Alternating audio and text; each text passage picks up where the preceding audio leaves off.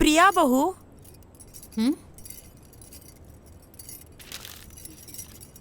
ए हमार बहू। हाँ माँ जी। बहू आवतनी। निक लगा था ना।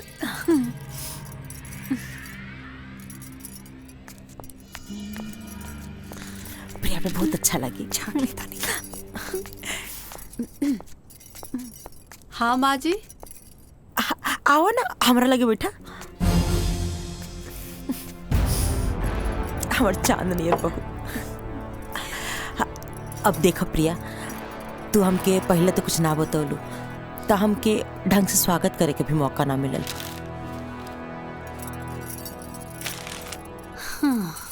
ना तो हम इतना धूमधाम से तुम्हारा स्वागत करती ना कि जमाना का खुलल का खुलले रह जाए। बाकी कौन बात ना, अभी भी देर नहीं के भइल।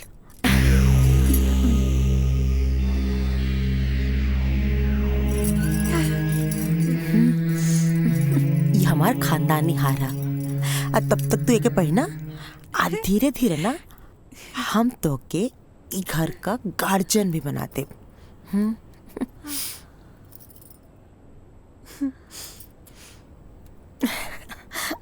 प्रणाम भाई। खुश रख। लक्ष्मण। हाँ माई। प्रिया का मम्मी पापा जी के ना संदेशा भेज दो कि हम लोग से रिश्ता का बात कर चाहते नहीं। माई हम तरह से बोले के भूल गई नहीं। प्रिया के माई बाबूजी हमेशा खातिर छोड़ के चल गई ने।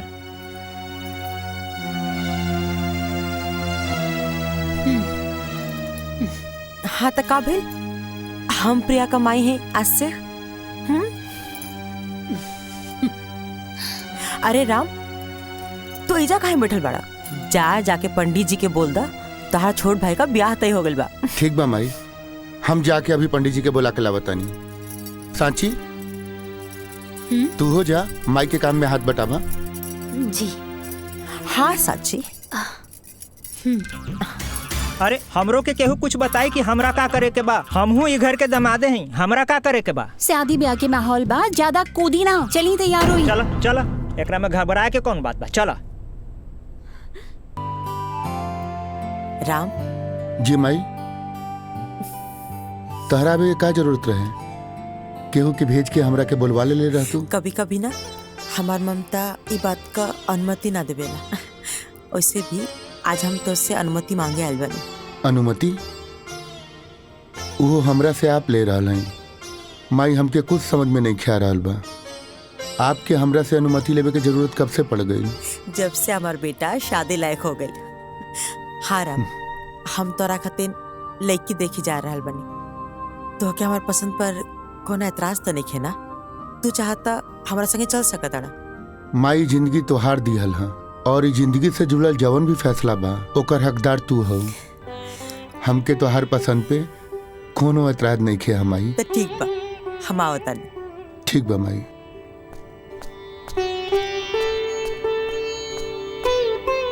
तनी बिटिया के बुला दे। बस आ ही रहल बिया बिटिया।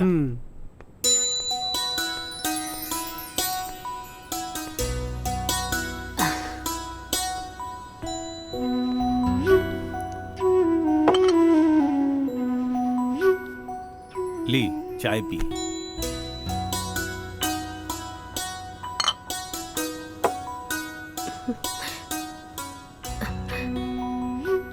दीदी, ई लोग के पास कोनो पैसा वैसा नहीं के। 2 लाख के झारखंडी कार से आइल बाड़े लोग।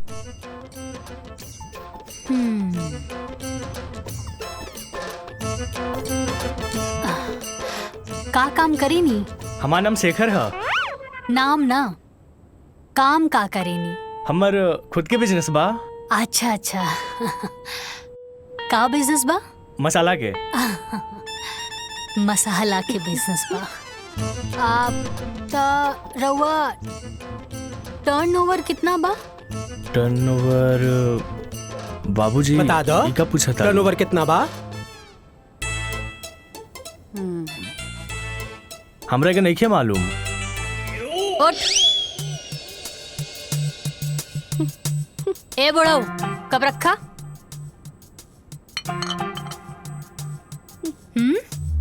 धोखेबाज, अरे ई लोगन के ना बाबूजी कोनो बिजनेस नहीं खे, ना मसाला के ना कुछ।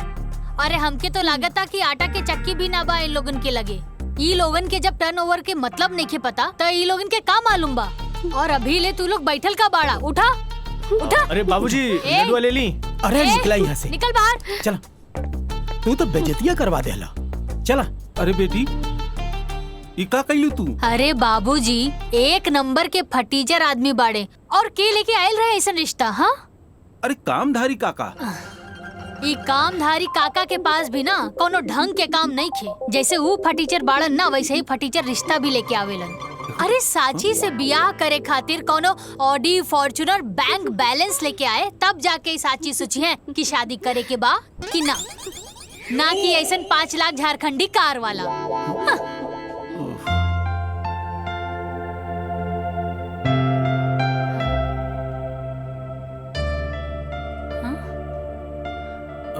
प्रणाम। नमस्ते।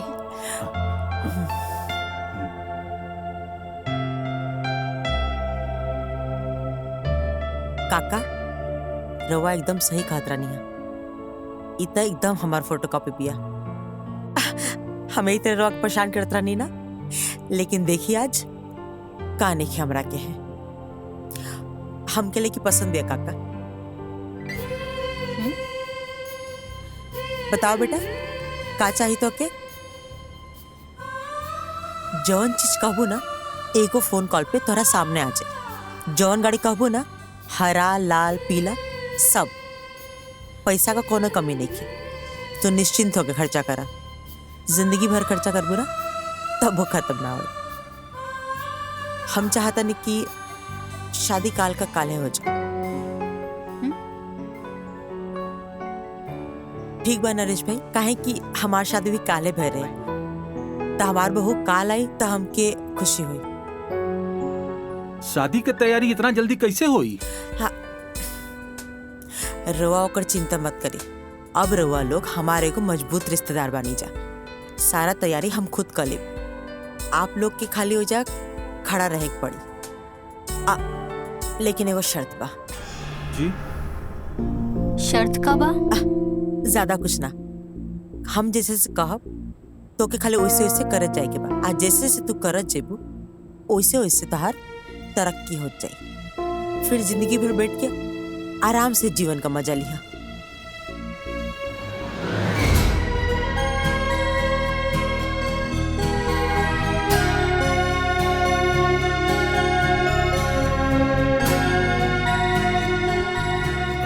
कुछ कम होता बता दे जा।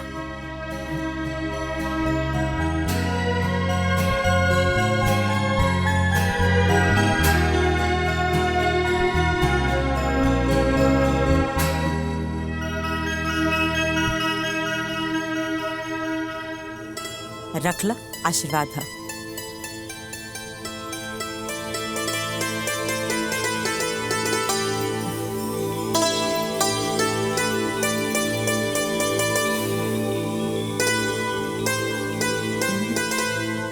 अब तो शादी तय हो गई।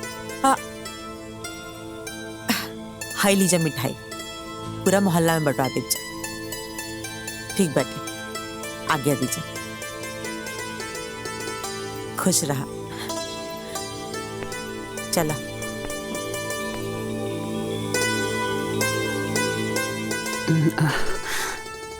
बिना लड़का देखे शादी के लिए हाँ कह दे लू? छोड़ी ना माई, अब रिस्क ले लेनी तो ले लेनी।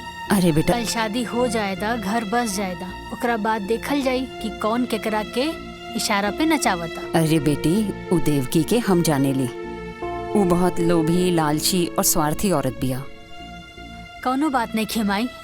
अरे हमरा के भी तो पता चले कि वो खास काम और जरूरी काम उनकर का बा।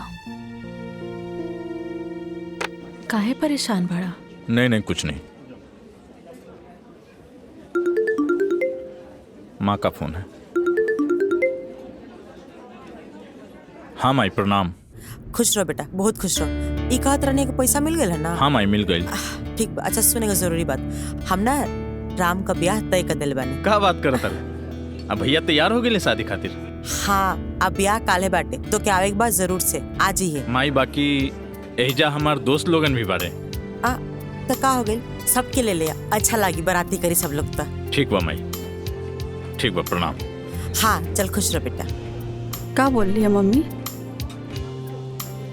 राम भैया के शादी तो फिक्स हो गई बा। अच्छा। हाँ हाँ। हमनी सब के चले के बा बारात में। पर पापा? या तहर पापा तो ऐसे भी हमने की शादी ना होके दी है। तो चला हमार दुनिया में।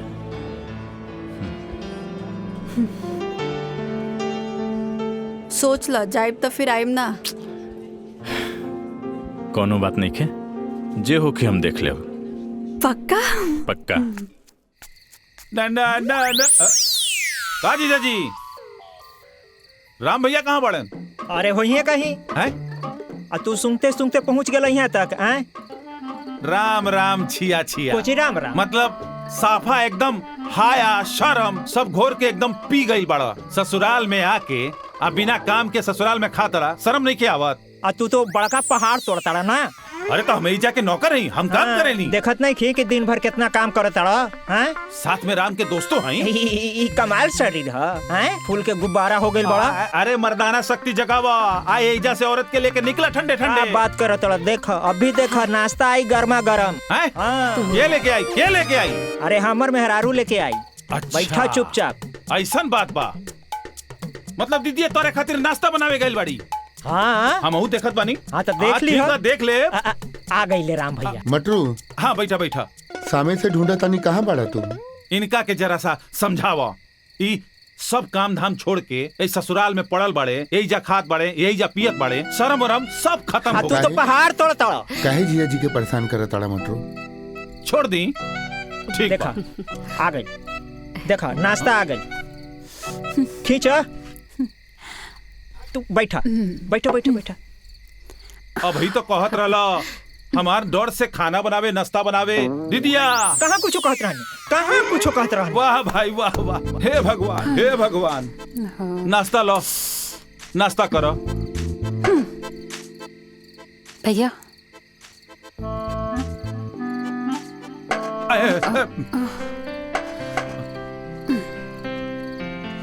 प्रणाम।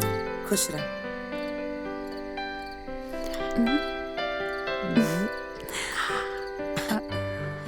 माई मिठाई कौन है खुशी में? खुशी ई बाटे कि हम अपना राम का ब्याह तय कर दिल बानी। अब ब्याह काले बाटे। माई लक्ष्मण की कॉल कैलू? हाँ हाँ तोरा लक्ष्मण के फोन कर दिल बानी, ऊ कल आ जाए तो परेशान मत हो। फिलहाल तो हमरा संगे चला, तोहर कपड़ा खरीदे के बाद। ठीक। चला।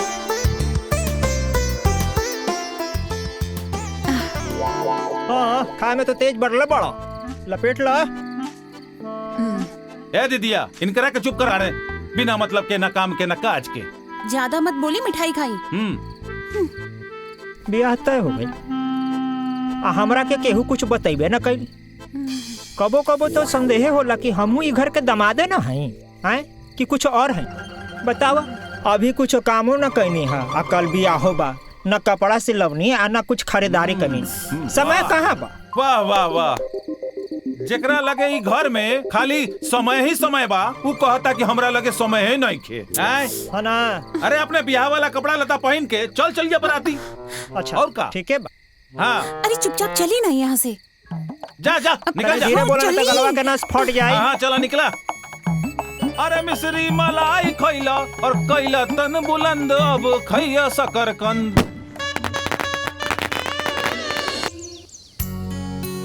दाइमा ली जी मालकिन। राम आओ को दुल्हन काटती, आप उतारी।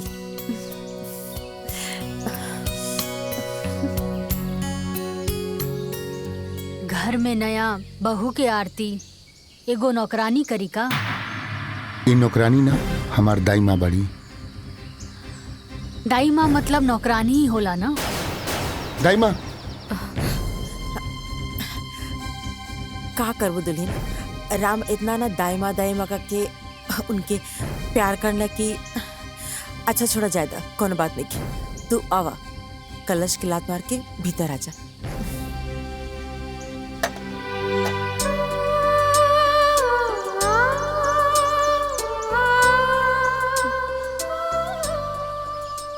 ला दुल्हा दुल्हन खातिर दूध भी आ गया। आप सब भौजी के परेशान न कर, ठीक है? अरे दीदी, हमनी भौजी के परेशान न करता नहीं, हमनी तो जान पहचान बनावे आइल बानी। का जीजा?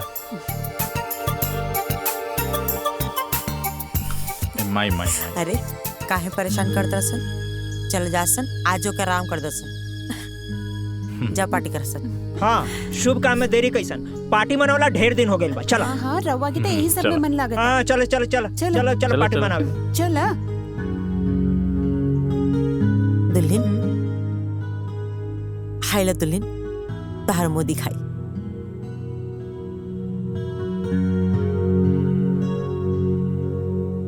पूरा 5 लाख कहा। आज से तो के कुछ भी जरूरत हुई हमके बता दिया, तार पूरा ख्याल हम रखम। आज से न बहू, राम का जिम्मेदारी हम तो के सब पता नहीं। राम के तो अब अपना मुट्ठी में रखिया। जाना तो ना, हर औरत के अपना पति के ना अपना मुट्ठी में रखे चाहिए। कहे कि मर्द का जात था कभी भी बिगड़ सकेला।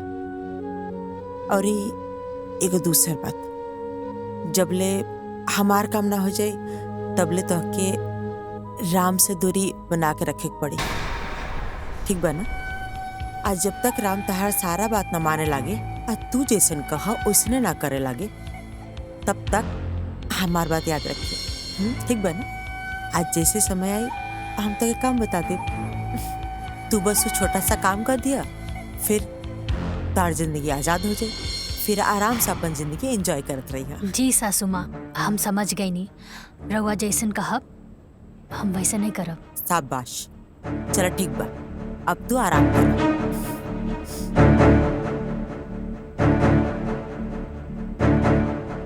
कैसन माई बिया जे अपन बेटा के ही अपन पतों से दूर रखे के बात कर दिया। बिया त लोग घर खानदान बढ़ावे खातिर करे ना लोग। खैर, हमरा के का करे के बा, जे हुकुम चलावे के बा चलावे दा।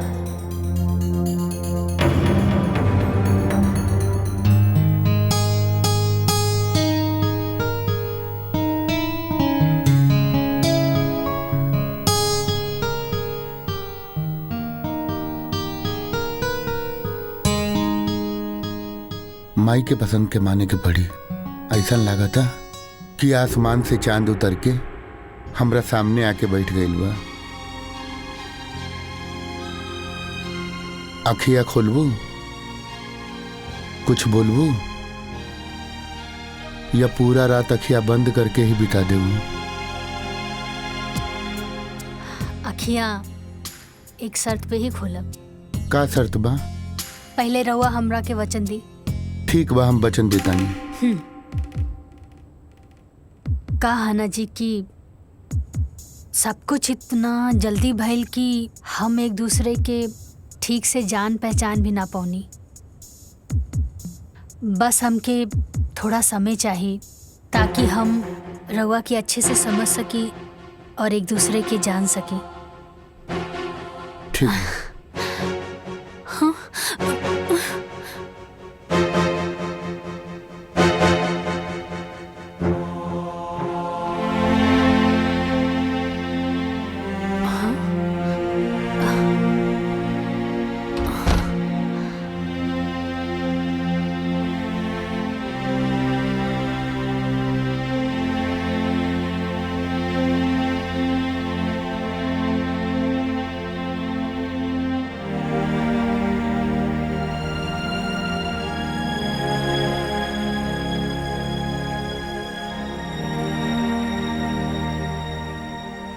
हमरा के माफ कर दिया।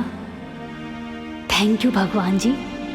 रउआ तो हमरा के सब कुछ दे देनी, बस कुछ दिन के बाद बा, ओकरा बाद हमने के एक हो जाई। हाँ।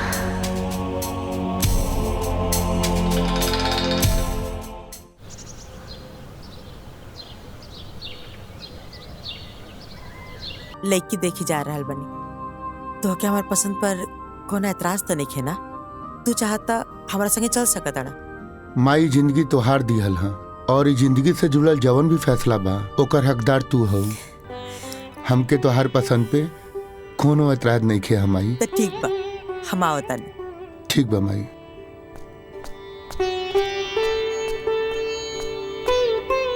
तनी बिटिया के बुला दे। बस आ ही रहल बिया बिटिया।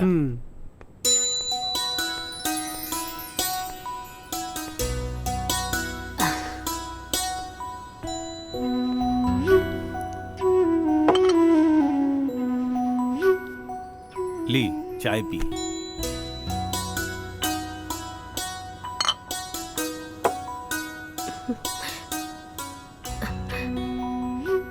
दीदी ई लोग के पास कोनो पैसा वैसा नहीं के। 2 लाख के झारखंडी कार से आइल बाड़े लोग।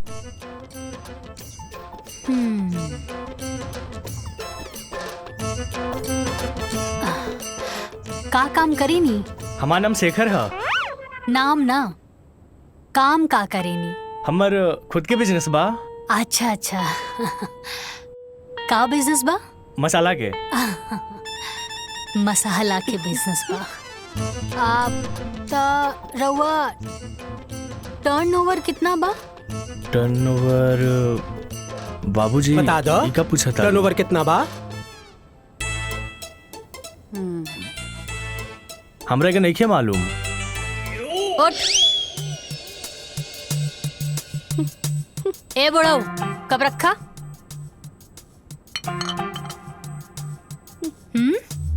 धोखेबाज। अरे ई लोगन के ना बाबूजी कोनो बिजनेस नहीं खे, ना मसाला के ना कुछ। अरे हमके तो लागता कि आटा के चक्की भी ना बा इन लोगन के लगे। ई लोगन के जब टर्नओवर के मतलब नहीं खे पता तो ई लोगन के का मालूम बा। और अभी ले तू लोग बैठल का बाड़ा, उठा उठा। अरे बाबूजी लड्डू ले ली। अरे निकला यहाँ से। निकल बाहर। चला, तू तो बेइज्जतियां करवा देला। चला। अरे बेटी ई का कइलू तू? अरे बाबूजी एक नंबर के फटीचर आदमी बाड़े और के लेके आयल रहे ऐसा रिश्ता। हाँ अरे कामधारी काका। ई कामधारी काका के पास भी ना कोनो ढंग के काम नहीं खे। जैसे वो फटीचर बाड़न ना वैसे ही फटीचर रिश्ता भी लेके आवेलन। अरे साची से बियाह करे खातिर कोनो ऑडी फॉर्च्यूनर बैंक बैलेंस लेके आए तब जाके साची सोची है कि शादी करे के बा कि ना कि ऐसा 5 लाख झारखंडी कार वाला। हाँ।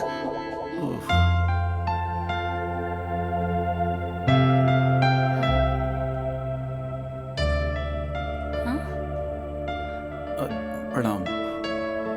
नमस्ते।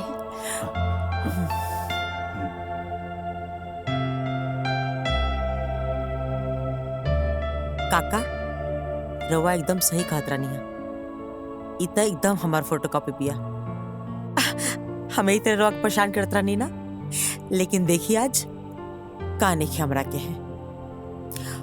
हमके लेके पसंद है काका। बताओ बेटा का चाहिए तो के? जौन चीज कहबो ना एगो फोन कॉल पे तोरा सामने आ जाए। जौन गाड़ी कहबो ना हरा लाल पीला सब। पैसा का कोनो कमी नहीं की। तो निश्चिंत होकर खर्चा करा। जिंदगी भर खर्चा करबो ना तब वो खत्म ना हो। हम चाहता नहीं कि शादी काल का काले हो जाए। ठीक बा नरेश भाई, काहे कि हमार शादी भी काले भर रहे तो हमार बहू काल आई तो हमके खुशी हुई। शादी की तैयारी इतना जल्दी कैसे हुई?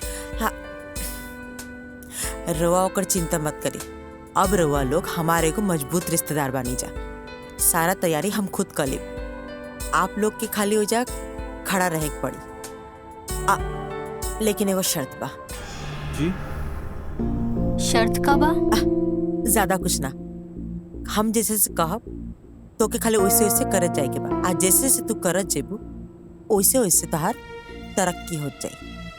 फिर जिंदगी भर बैठ के आराम से जीवन का मजा लिया।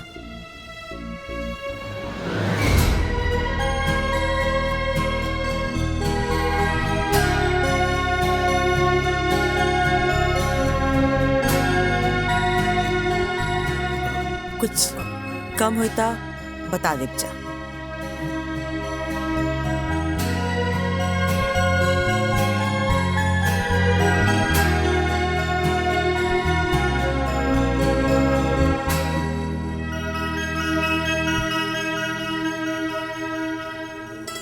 रख ला, आशीर्वाद है।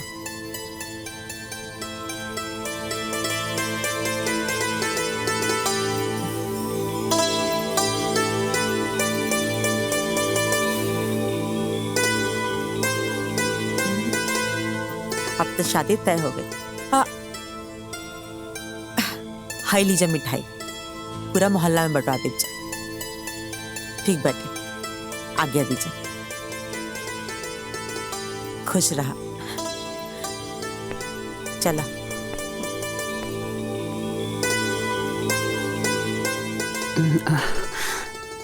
बिना लड़का देखे शादी के लिए हाँ कह दे लू? छोड़ी ना माई, अब रिस्क ले लेनी तो ले लेनी।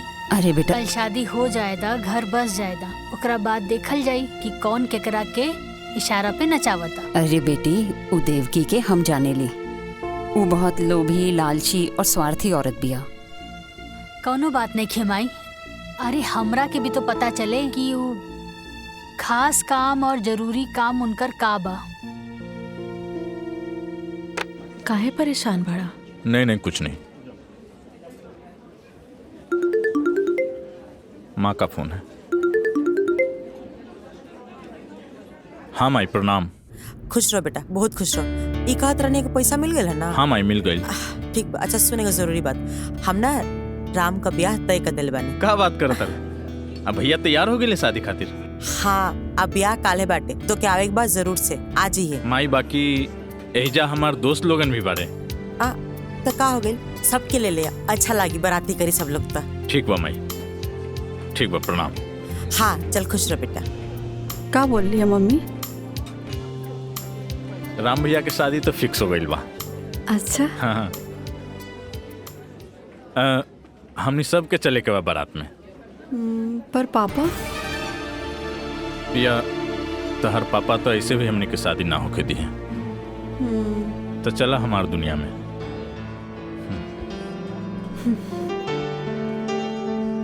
सोच ला, जाइब तो फिर आइम ना। कोनो बात नहीं खे, जे होके हम देख ले। पक्का? पक्का। का जीजा जी, राम भैया कहाँ बड़न? अरे होइए कहीं हैं? आ तू सुनते सुनते पहुंच गया यहाँ तक। हैं? राम राम छिया छिया। कोची राम राम? मतलब साफा एकदम हाया शर्म सब घोर के एकदम पी गई बड़ा। ससुराल में आके अब बिना काम के ससुराल में खाता, शर्म नहीं के आवत? आ तू तो बड़का पहाड़ तोड़ता रहा ना। अरे तो हम जाके नौकर हैं, हम काम करे नहीं। देखत नहीं खी कि दिन भर कितना काम करता रहा। हैं? साथ में राम के दोस्तों हैं। ई कमाल शरीर है, फूल के गुब्बारा हो गई बड़ा। अरे मर्दाना शक्ति जगावा। आए एजा से औरत के लेके निकला ठंडे ठंडे। बात करो तोड़ा। देख अभी देख, नाश्ता आई गर्मा गर्म। ये लेके आई, ये लेके आई। अरे हमर मेहरारू लेके आई। अच्छा। बैठा चुपचाप। ऐसन बात बा? मतलब दीदी तोरे खातिर नाश्ता बनावे गइल बाड़ी? हाँ हम देखत बानी। हाँ तो देख ली। देख ले। आ गई ले राम भैया। मटरू, हाँ बैठा बैठा।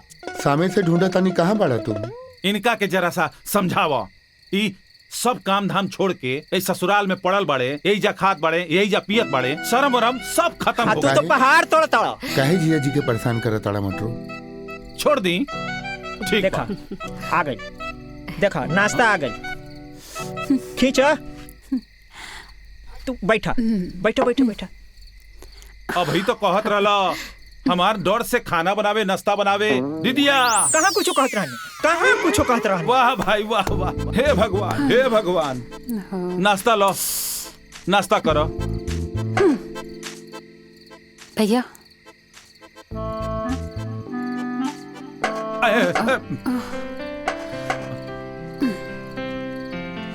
प्रणाम। खुश रह।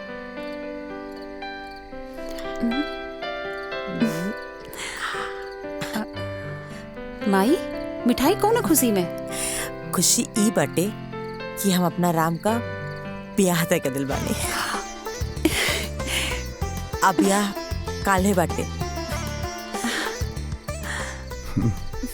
माई, लक्ष्मण की कॉल कैलू?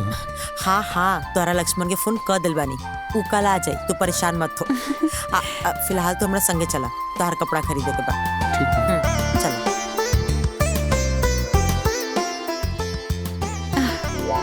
हाँ, खाए में तो तेज बढ़ले बड़ा। लपेट ला। ए दीदिया, इनकरा के चुप कराने, बिना मतलब के न काम के न काज के। ज्यादा मत बोली, मिठाई खाई। ब्याह तय हो गई। हमरा के केहू कुछ बतैबे न कइल। कबो कबो तो संदेह होला कि हमहू ई घर के दमादे न हई, हैं कि कुछ और है। बतावा, अभी कुछ कामो न कैनी है, आ कल बियाहो बा, न कपड़ा सिलवनी आ न कुछ खरीदारी करनी। समय कहाँ बा? वाह वाह वाह, जेकरा लगे ई घर में खाली समय ही समय बा, वो कहता कि हमरा लगे समय ही नहीं खे। है ना? अरे अपने बियाह वाला कपड़ा लता पहन के चल चलिए बराती। अच्छा और का? ठीक है बा। हाँ अरे चुपचाप चली ना यहाँ से। जा जा निकल जा। धीरे बोला न गलवा के नस फट जाए। हाँ चला निकला। अरे मिश्री मलाई खैला और कैला तन बुलंद, अब खैया शकरकंद।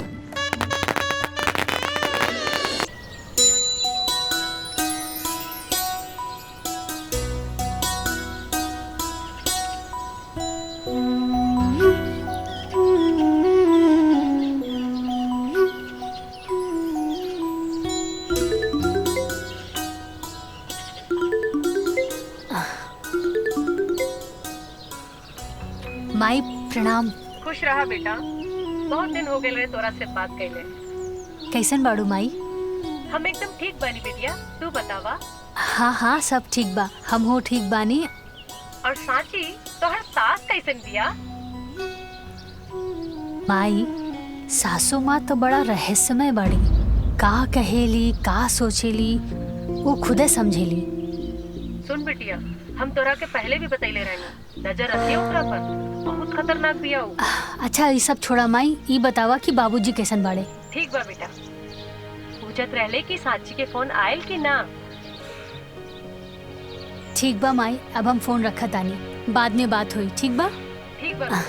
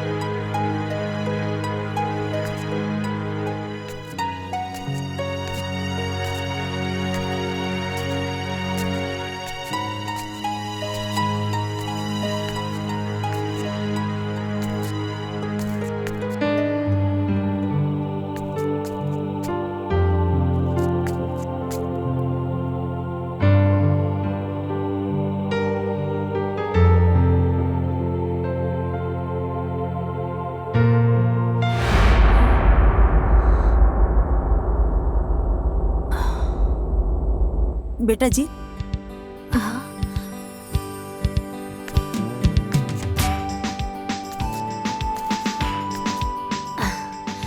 बोली ना सासू माँ।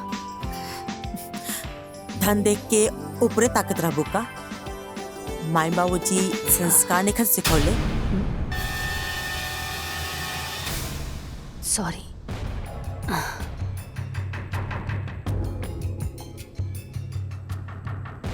भोरे भोरे ना तोहार नजर हमरा पाँव पे होके खींचा, आ ओकरा बाद दाई माँ का संगे किचन में। आ बाकी काम देखे खातिर त अभी हमार हाथ पर सलामत बा। ठीक बा ना? बकरा के माई कब तक खैर मनाई? आज राव टाइम बा, चलाला हुकूमत, कल हमार आई त हम बताई। दुखा गल का? कोई बात ना, आगे से ध्यान रखिए। आगे से हमसे पूछे बिना उन्हें मत जिया। काहे सासू माँ, भूत प्रेत के वास बाकाओं में? जितना बोलल जाता ना उतने सुनल करा, ढेर दिमाग लगाव का जरूरत नहीं है। ठीक बना? आपन दिमाग मत चलावा, भीतर जा। आखिर ऐसन का बा वो दिशा में जे हमरा से छुपावत अड़ी? ये कमरा के रास्ता हम जरूर खोल के रहब।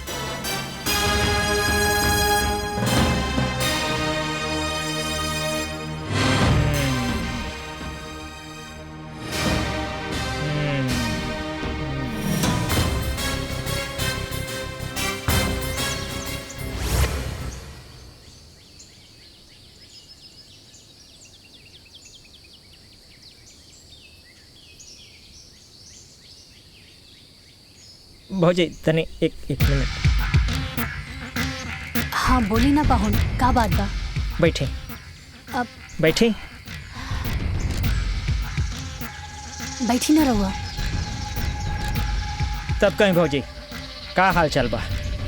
हाँ पाहुन, सब कुछ ठीक बा। कैसन लागल घर दुआर और इमे रहे वाला लोग सब? हमरा छोड़ के बताएं। सब केहू अच्छा बा, घर द्वार भी बहुत अच्छा बा। हमरे जैसन खा गई नहीं ना धोखा। हाँ?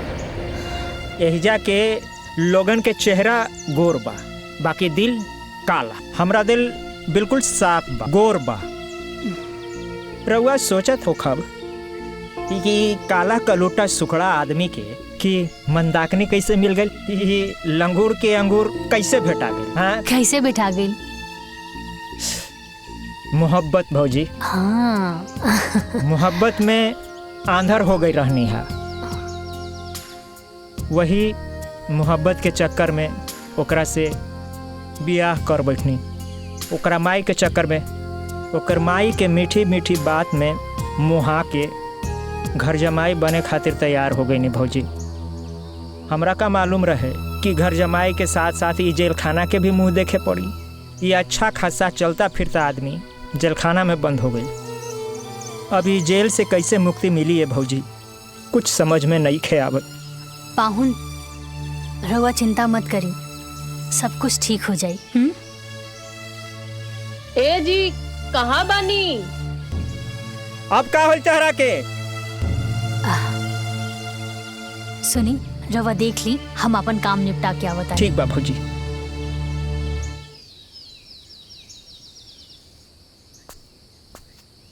अरे प्रिया, अभी तक तू तैयार ना भइलू? चल फटाफट तैयार हो जा, जौकी लोग भी तैयार हो गए हैं, छोड़ दी है तेरा। चला, ताकि तू फिर वहाँ आके हमारा इस्तेमाल कर सका। एक बात कान खोल के सुन ले लक्ष्मण, तहार झांसा में बहुत आ गई नहीं। अब यहाँ से हम कहीं न जाए, हम घरे जाए के सारा रास्ता बंद हो चुकल बा। प्रिया, हम तहरा से कहले बानी हम माई से बात करब, तू काहे इतना टेंशन लेता रू? कह दिया नी ना कि हम कहीं न जाए, मतलब कहीं न जाए। तू जाके पहले माई से बात करा, फिर हम यहाँ से कहीं जाए। बहुत हो गए लक्ष्मण तुहार। हम कहनी है ना बात करब, तू समझत काहे नहीं खूब? बस ठीक बा। ये बात सुनत सुनत हमके 5 साल बीत गई, अब बहुत हो गई। अब तुहार हम एक भी बात बर्दाश्त ना करब। तू जा अपन माई से बात करा और सारा बात क्लियर करा, तब हम यहाँ से कहीं जाए। वरना तू भूल जा कि हम कहीं जाए। अब तो तुहार भाई के शादी भी हो गई बा। ठीक बा, ठीक बा, ठीक। दिमाग अपन शांत रखा, अभी तैयार हो जा फटाफट। वहाँ जौकी लोग तहर इंतजार करत हुई हैं। तू तैयार हो जा फटाफट, हम जा तनी माई से बात कर। तू निकला, ठीक बा?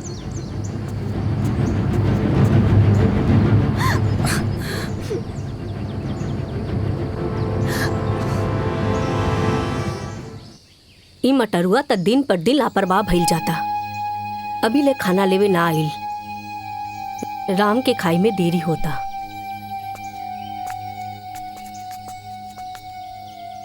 दाईमा रवा केहू के इंतजार करतानी का? मटरुआ अभी ले ना आइल, राम के खाना खाई में बहुत देरी हो जाई। अरे दादी, हम ले जाके टिफिन दे देतानी। लाइन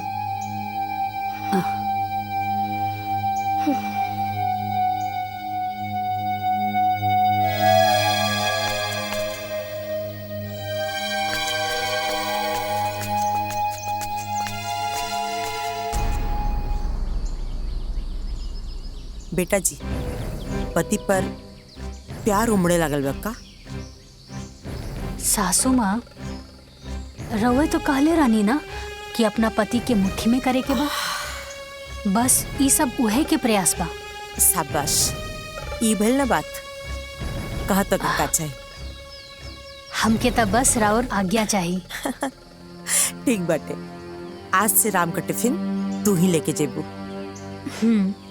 जल्दी जा, वो तो के गोदाम में भेटैया। अनाज जाए के समय होता ना। ठीक बा, और ये हमार बात याद रहे। जा। जी सासू जी।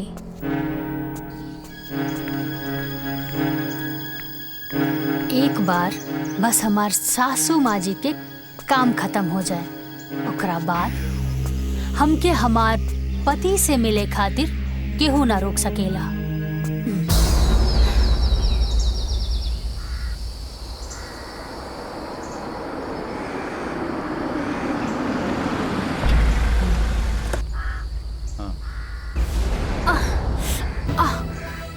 आराम से उठो, बिल्कुल आराम से।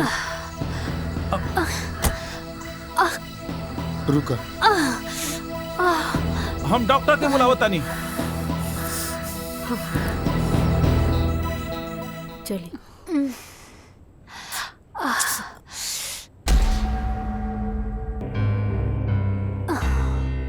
मामूली चोट है, चोट की वजह से बुखार आ गया है। मैं दवाई लिख के दे देता हूँ, आप मंगवा लीजिएगा, सुबह तक ठीक हो जाएगा। धन्यवाद डॉक्टर साहब। मटरू, हाँ माँ जी। ये डॉक्टर साहब दवाई लिख के देता ना, जाके ले ले यहाँ, और डॉक्टर साहब के भी बाहर तक छोड़ दा। ठीक बा। ए जीजा, साथे चलो। तू रहेला तो हमरा थोड़ा ठीक लगी। हम कहे जाई, हम कहीं रात के बहरा आई जाए ले ना, ये कुल तहरा वजह से भइल बा। तू जा। हमरा वजह से? सरऊ, तू समय पे टिफिन लेवे आ जाइता त ये आज भौजी के संगे ये ना होखी। हाँ जा। तोरा भाई मटरू चुप, जाके चुपचाप दवाई लेके आओ। और आप सब भी यही जब भीड़ के लगा कोनो जरूरत नहीं के, जाके अपन अपन काम करी जा। जाई जाइए। चलिए डॉक्टर साहब, चलो चले। दुल्हन, तू आराम करा, कोनो चीज का जरूरत हुई तो दाई माँ के आवाज दे दिया। जी सासू माँ। ठीक बा माई।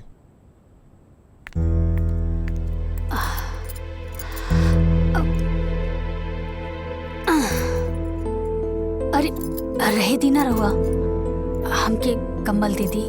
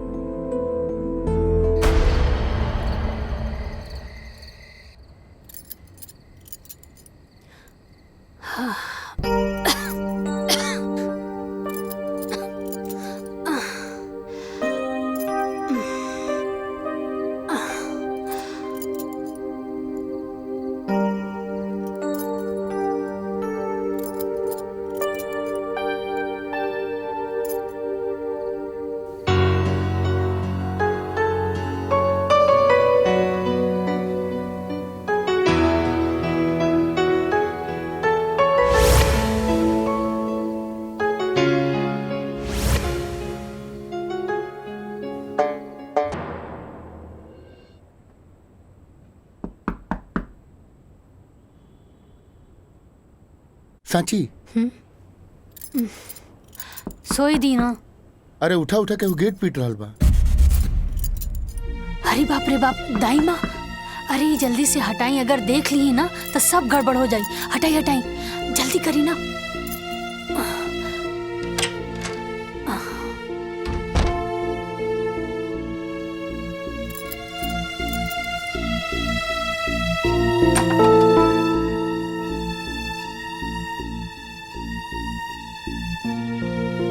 अभी ले तू लोग सुतल बाड़ा जा, ली चाय पी ली। दाई माँ, एक छोटी सी गलती की वजह से रहुआ अभी ले हमरा से नाराज बानी। आपन बेटी समझ के हमरा के माफ कर दी ना। हम तो तोहके ओ दिने माफ कर देने रहनी हा, तोहसे भला काहे नाराज रहब। तू तो लक्ष्मी बाड़ू ही घर के। जल्दी से तैयार हो जा, काहे की मालकिन 2 दिन खातिर बाहर जाए वाली बाड़ी। अच्छा ठीक, बहुत काम बा, हम जाता नहीं। हाँ।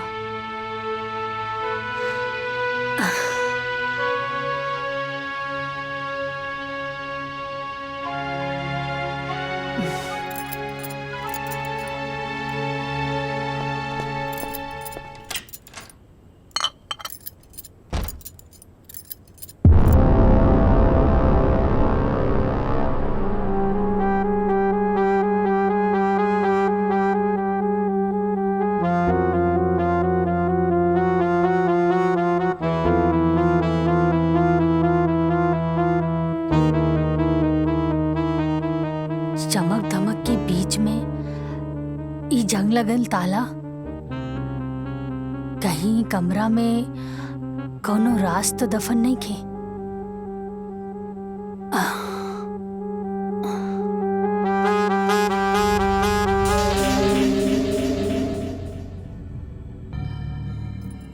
दुल्हीन ये का करत हो तू? चला हिजा से। अरे दाई माँ, हम तो ये घर के बहू बानी। ना ना चला चला। अरे दाई माँ सुनी, वो कुछ ना कही। हाँ, और हमरा के तो बस इतना जाने के बा कि आखिरी कमरा में ऐसन का बा जेकर के हो की जरूरत नहीं है। कोई कुछ ना बोली, हमरा के देखे दी।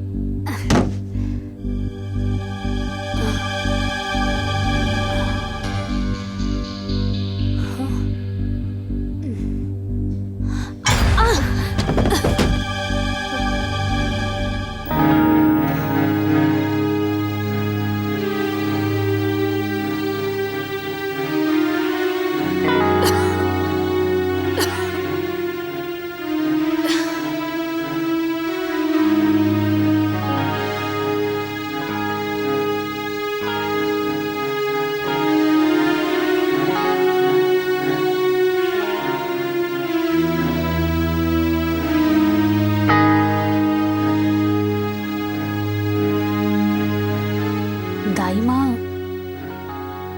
ई के बा? ई मालिक के तस्वीर बा दुल्हीन।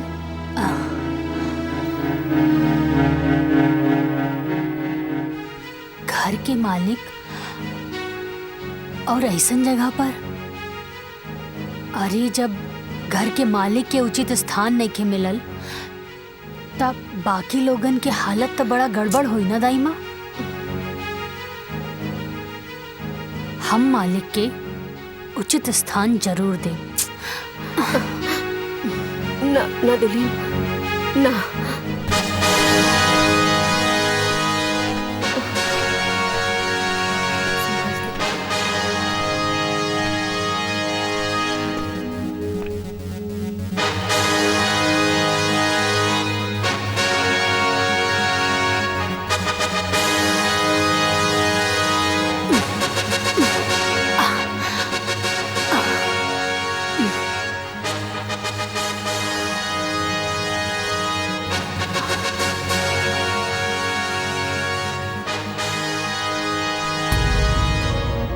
दाई माँ, अब देख ला, घर के मालिक के उनका उचित स्थान मिल गई। एक काम करी, ये पेंटिंग के हटवा दी यहाँ से, ठीक है? ठीक बा दुल्हीन।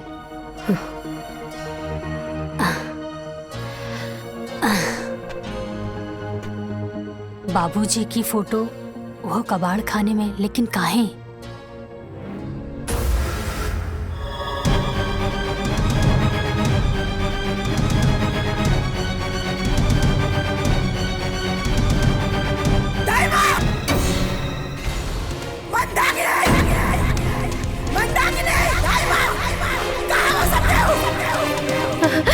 हाँ मलकिन। कहाँ भाई माई? मंदाकिनी, ये फोटो आइजा क्या टांगला सा? हाँ? अरे बाप, क्या टांगला सा ये फोटो आइजा? पता ना भाई। हाँ? अरे ये फोटो का हाथ गोड़ वाला आपने आग टंगा दिला? हाँ? ठाकुर साहब के फोटो तो हम ही लगौनी है। तो इतना हिम्मत? हाँ? केकरा के लगा? अपना हद से ऊपर उठेगा ना, कोशिश मत कर, ना तो ऐसा पर कतरब कि तू दोबारा उड़े लायक ना बच भी। समझ में आ गई?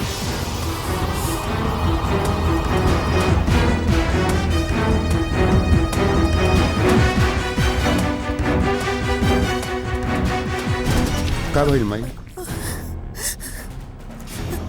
कुछ ना बेटा,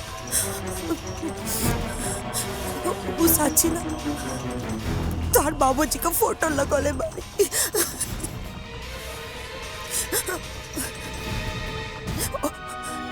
वही खातिर शाबाशी देत रहनी है।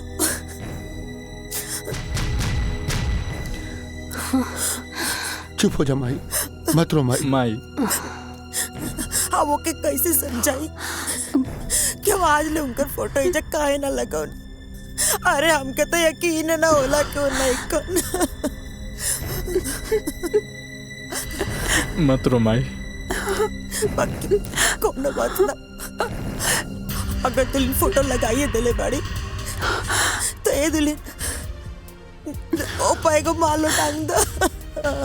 ए माई, माई चुप हो जा माई।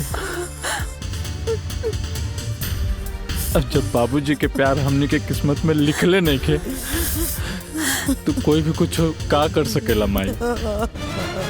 लक्ष्मण बिल्कुल सही कहता रे माई, मत रो माई। माई चुप हो जा माई। देखी ना फोटो में लागत है कि अभी बोल पड़ी हैं। कितना आस रहे हमरो इनका से मिले के, लेकिन देखी आज मिलबो कहीं तो फोटो पर माला लटकल बा। चुप हो जाई माई। माई बाबूजी हमनी के छोड़ के ना गईले, हमनी के बीच में बाड़े। एगो फोटो खातिर इतना गुस्सा। ससुर जी की फोटो देखकर सासू माँ तो एकदम आग बबूला हो गई। अपना पति से इतना नफरत काहे? कुछ तो बात जरूर बा। आखिर सासू माँ के हमरा से ऐसन कौन जरूरी काम हा? कहीं एकर मतलब ई तना कि हमरा के हमार पति से ना मिले देवे के हिस्सा भी यह प्लान के बा। ना ता एगो सास अपन बेटा के अपन बहू से मिले खातिर काहे रोकी? हाँ।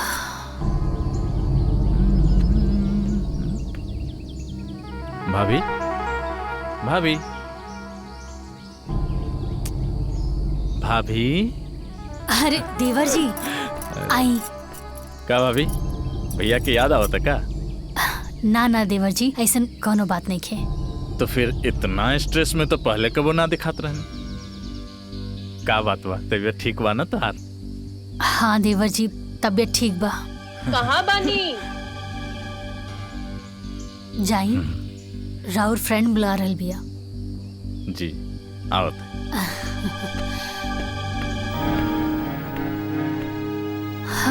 आखिर केकरा से पूछी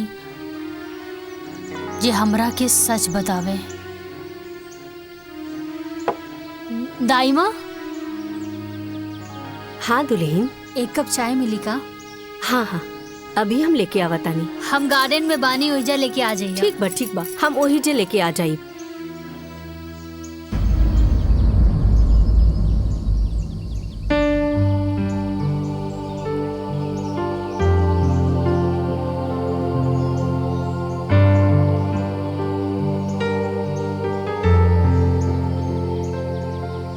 दुल्हन, हाँ हाई चाइला लाई दाई माँ।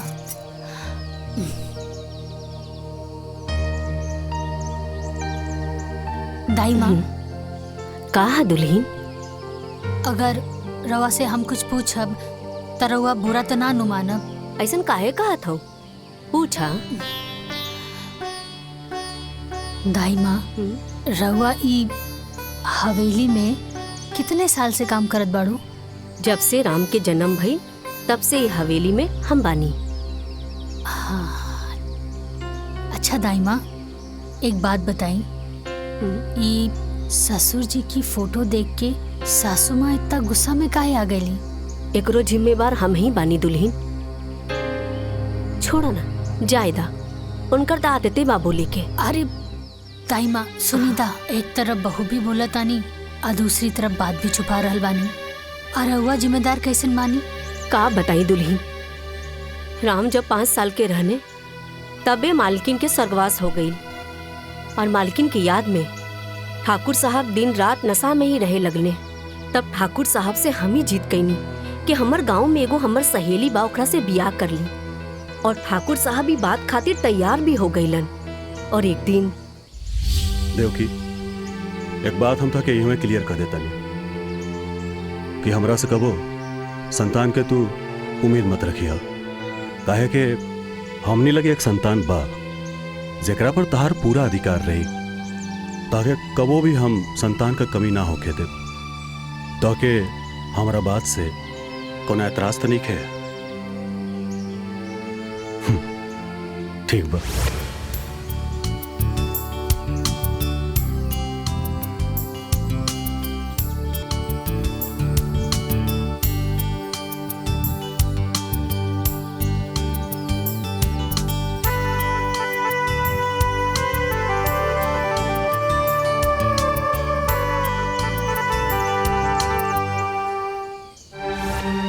फिर का भइल? ठाकुर साहब जी के साथ का भइल? ठाकुर साहब के तो बड़ा दुख भरल कहानी बा दुल्हीन। फिर देवकी के जीत के आगे ठाकुर साहब हार गईले। देवकी, कौने धर्म संकट में डाल देलू? हम तो से पहले ही कहले रहली नू कि हमके और बच्चा ना चाहिए, और फिर कहता नहीं कि एकरे बारे में ना सोचा। ठीक बा ठाकुर साहब, हम भी अभी ना जहाँ था देवकी, दाएं ने खबरदार, जो मरे एक बात कहलू। ठीक बा, तू जैसन कहबू उहे हुई, पर भगवान खातिर मरे के बाद मत करो।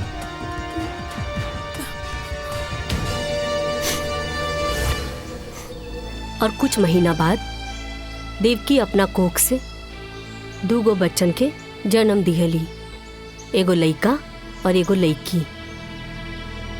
अपना बच्चा के मुंह के देख राम के प्रति रवैया बदल गई।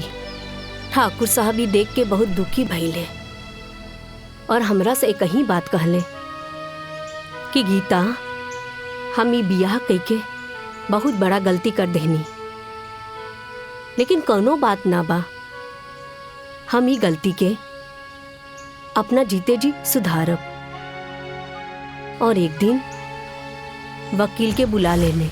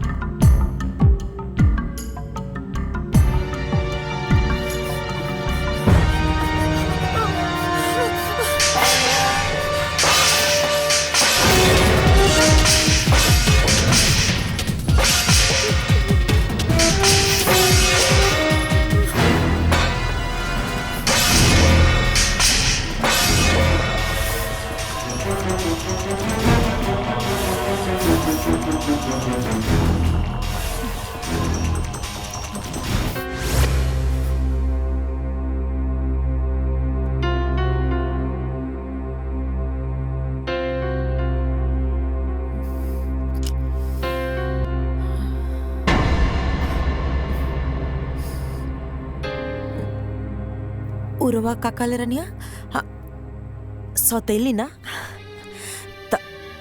तब जब रवा हमके सौतेली कहिए देले बानी, तो अब हम रवा के बताई कि सौतेली का होले। तो रवा के काला गला कि रवा वसीयत बदल के जंग जीत लेनी। अरे जंग था अब शुरू भला। रवा आज से, अभी से हमरा खातिर मर गई।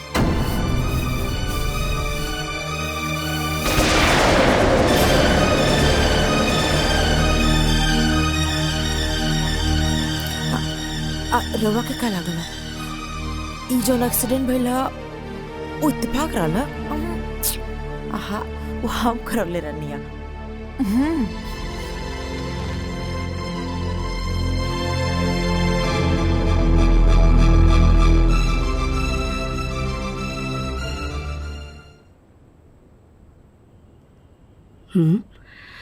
अरे मालिक कहाँ गए?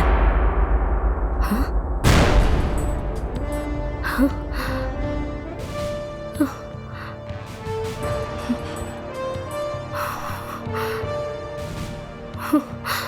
हाँ?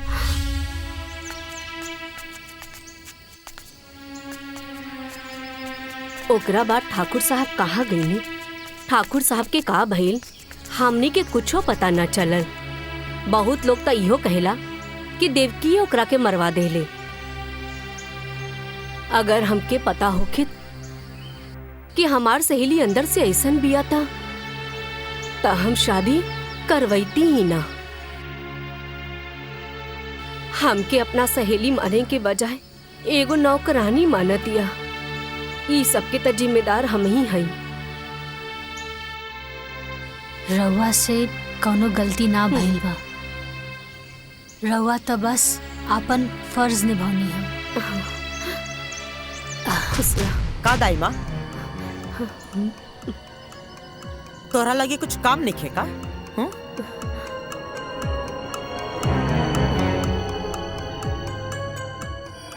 ए लड़की तू रुक।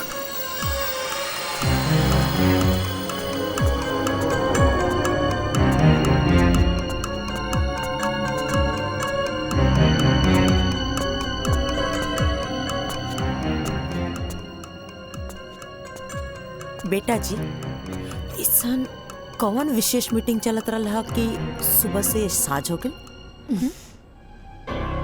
सासू माँ आज तक हम रउआ से कबो कुछ पूछनी है का? आपका हवा पानी बदले खातिर भी हमके राउर इजाजत लेवे के पड़ी। एगो फोटो टांग के हमके उल्टा जवाब देके हमरा खिलाफ जाके तू साबित का कल चाहत रो? तोहर 2 कौड़ी का औकात हम चुटकी में बर्बाद कर दे। जहाँ से आइल बड़ू ना ओइजे उठा के फेंक दे। सासू माँ हम इतना मूर्ख नहीं थे। हम ही घर में बियाह करके आइल बानी और रहल बात औकात के ता आज भी ई घर में हमार औकात राउर औकात से ना बहुत ज्यादा बा।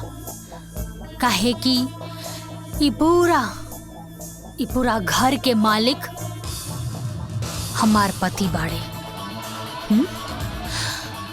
और रउआ के हमरा से कौनो काम रहल ना जौना खातिर रउआ हमरा के घर में लेके आईनी।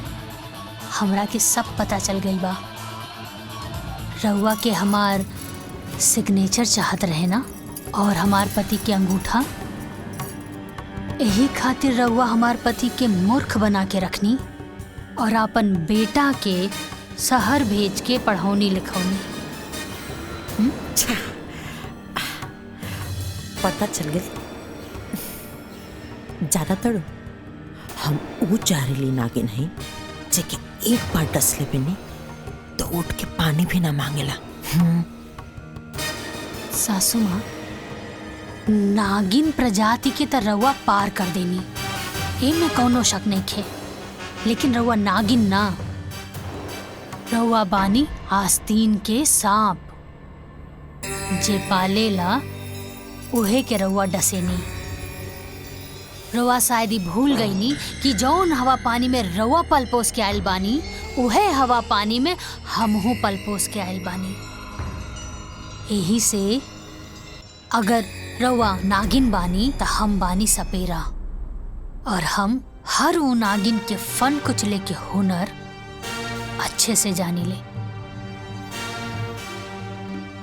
राउर ई जोन गुरूर बा और ई जोन हुकूमत बा ना, एक दिन ओकरा के अपन पाँव के नीचे ना झुकावनी तो हमरो नाम साची ना।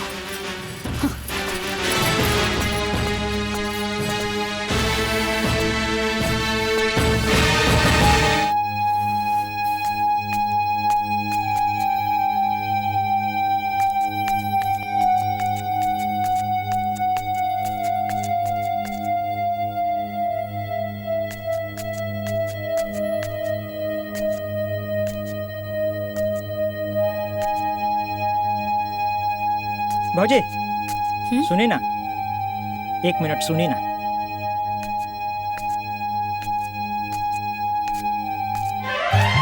अरे हे दुर्गा, हे काली, हे लक्ष्मी, हे सरस्वती, हमरा कोनो प्रकार से ये घर से बाहर निकालिए भौजी, हमरा उद्धार करी। अरे बाहुनी, ई रउआ का कर रहल बानी? हाँ उठी, अरे पहले उठी। उठ गई नहीं, हम रउआ के बात मान गई नहीं, बाकी रउआ के हमारे को बात माने के हुई। बीए पास, पढ़ल लिखल है, अपन पैर पर खड़ा होखल चाहता नहीं, बिजनेस करल चाहत बानी, लेकिन वो हमार सास हमार राह में कुंडली मार के बैठल बाड़ी। भौजी कुछ उपाय करी। देखी हम रउआ के हिम्मत के देखले बानी, उ शेर बिया तो रउआ सवा शेर हैं। कोनो प्रकार से हमरा ये घर से बाहर निकाली है भौजी। You are iron lady. भौजी की जय। अच्छा सुनी बाहुन, हम जल्दी रउआ खातिर कुछ करब, लेकिन अभी हमरा के जाए दी, कुछ जरूरी काम बा, समझी? जी जी जी ठीक बा ना? जी भौजी, जाइन जाइन, लेकिन जल्दी ये कोशिश करब ये भौजी। लेकिन का भइल? बात नहीं करे के हमके। अरे लेकिन कुछ बताइबू कि का एक भइल? बार कहा तेने की बात नहीं करे के तो नहीं करेंगे। तो हके एक ही बात बार बार बताए पड़ी, समझ में नहीं क्या हम का कहते नहीं। जा तू यहाँ से। अरे का हमार बात सुना, काहे इतना गुस्सा कर? लक्ष्मण, घर में अला कितना दिन हो गए, तू का के लेके आयल हमरा के कि भैया के शादी होते ही तू माई से बात कर लेबा। अब तो भैया के शादी भी इतना दिन हो गए, तू का चाहता रहा तोहर घर में हम दोस्त बन के रही? तार जब मन करला तू मस्ती करे आ जाला। अरे इतनी बात माई से बात करला हमारे शादी के लिए, और तो के माई से बात करे में इतना काहे डर लगा था? तू ना बात कर सकेला तो बोला हम बात करी माँ जी से। तू हमार बात सुना, तू इतना हड़बड़ात काहे बारू? सही वक्त आते ही हम माई से बात करब। बहुत हो गल तोहार, ये बात सुनो सुनो हमके 5 साल बीत गई। अब तू जा यहाँ से, हम कहने के बात करके तू जा यहाँ से। सुना, अरे वाह, ये तो कमाल हो गई। देवर बाबू शहर से डिग्री ना बीवी लेके आयल बाड़े, और ये खबर से घर वाले बेखबर बा। हरी तो ब्रेकिंग न्यूज मिल गई साची। आई सासू माँ बता बतानी। मलकिन, नाश्ता में इतना देर? हाँ लेके आ बतानी। यहाँ कोई नाटक मत करिए, ओके? पीछे लड़ियाल चला तारू। यही जे बैठी ना, यही जे बैठी।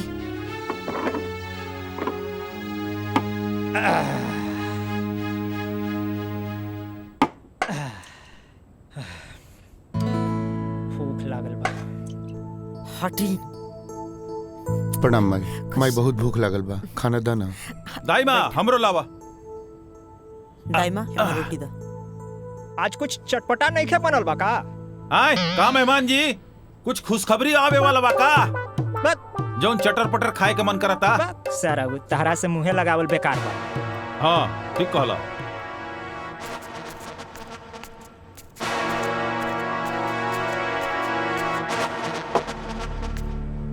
दाई माँ हमरो दा भूख लगल बा। हाँ ठीक बा।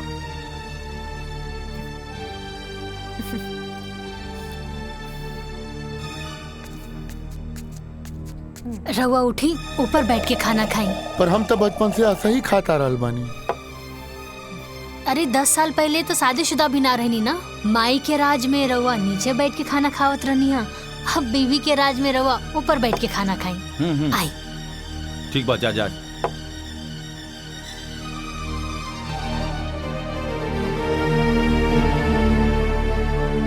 आई बैठी। हाँ राम, एजे बैठ के खा ला। अब तू घर वाली जी वाला हो गल बाड़ा, अब हमार बात का कौन डाली? ना माई, ऐसन बात नहीं खे। अगर तू कह तो फिर हम वही जगह जाके बैठ जाए। ना ना बेटा, कोनो बात ना, आज से तो एजे बैठ के खा। माई एगो रोटी दाना। हाँ हाँ। ये पूरा घर के मालिक हमार पति बाड़े। ए लीजी रोटी।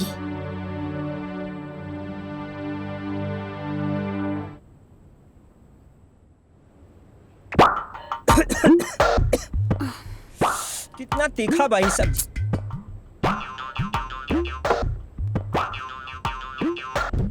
इतना भी तीखा नहीं के मेहमान कि घोटाओ ना, खाई चुपचाप।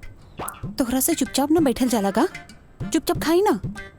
ए दीदिया, अरे इनका उड़द तीर पकड़े के आदत पड़ गई बा।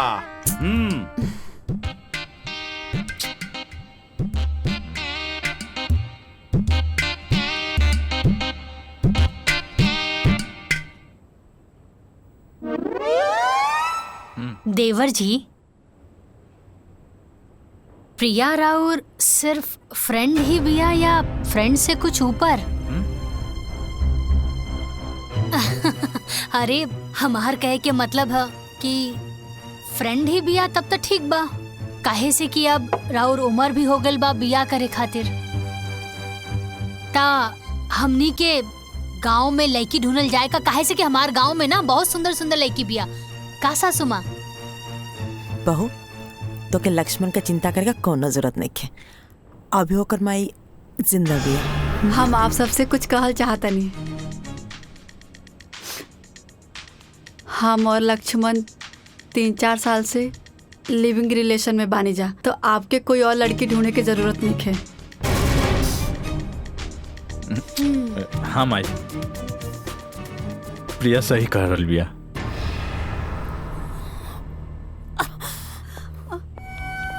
माई माई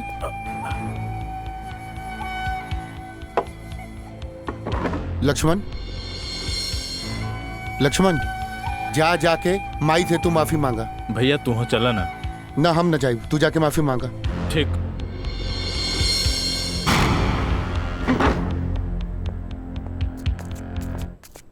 पाहुन, ई लिव इन रिलेशनशिप का होला? वो जो शादी से पहले होला ना, वही होला। मतलब आजकल के जनरेशन के पता ना का हो गइल बा, शादी ब्याह के झंझटे से एकदम खत्म। बाप रे बाप, ढेर कलयुग आ गइल बा। हमरा खाए दो। ढेर बात बोलब, चुपचाप बैठी ना। दीदिया का कहती है सुना।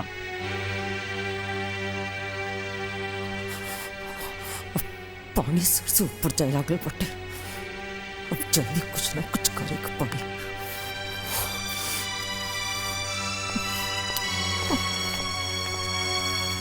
माई माई, ए माई, नाराज बारी का? नाराज काहे होई? हमार शौक, हमार अरमान, हमार गुरूर का गला घोट के पूछे तड़ा कि माई नाराज बाड़ी। अरे 3 साल से ये बात हमसे छुपा के रख ली। आज जब बतावे का बेरी आई हा, तो जाके दूसरा से बोल ले हा, तो उन्हीं का ठान के रख ले बड़ा संगा कि हमार अरमान पर पानी फेर कर हम बसन। माई हम रोज हिम्मत करके तरह से कहे के चाहत रहनी, बाकी मुंह तक बतवे ना आवत रहे। माई हमके माफ कर दे माई। माई तहार दिल तनिको दुखावे के हमार मन न रहे। माँ जी हम लोग के माफ कर दी। अब तो देखा जा सच्ची, तो से ई घर का झाड़ू पोछा अगर ना करोनी ना, तो हमरो नाम देवकी ठकुराई नहीं।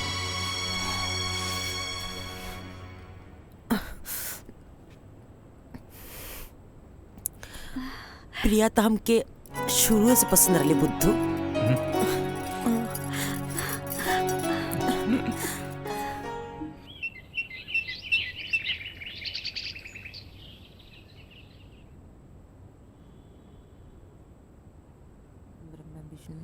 महादेव गंगे काशी विश्वनाथ गंगे हर महादेव गंगे काशी विश्वनाथ गंगे हर महादेव गंगे काशी विश्वनाथ गंगे हर महादेव गंगे काशी विश्वनाथ गंगे हर महादेव गंगे काशी विश्वनाथ।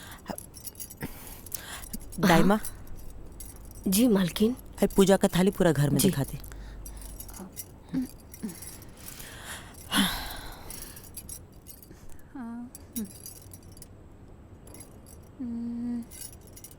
प्रिया बहू,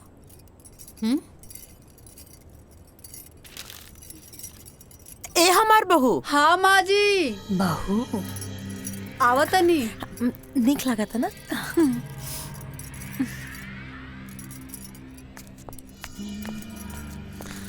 यहाँ पे बहुत अच्छा लगी। हाँ माँ जी, आओ ना हमारा लगे बैठा। हमार चांदनी बहू।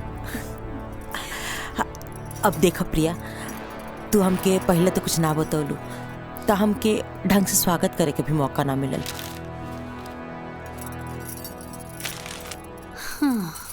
ना तो हम इतना धूमधाम से तोहर स्वागत करती ना कि जमाना का खुलल का खुलले रह जाए। बाकी कौन बात ना, अभी भी देर नहीं भइल।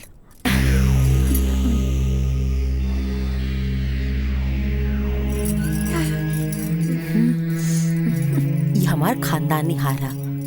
तब तक तू एके पढ़ना, आ धीरे धीरे ना हम तो के ई घर का गार्जियन भी बनाते।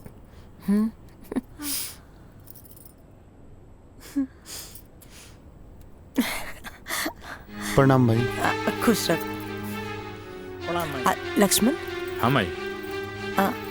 प्रिया का मम्मी पापा जी के ना संदेशा भेज दो कि हम हम लोग से रिश्ता का बात कर चाहते नहीं। माई हम तरह से बोले के भूल गई नहीं। प्रिया के माई बाबूजी हमेशा खातिर छोड़ के चल गई ने।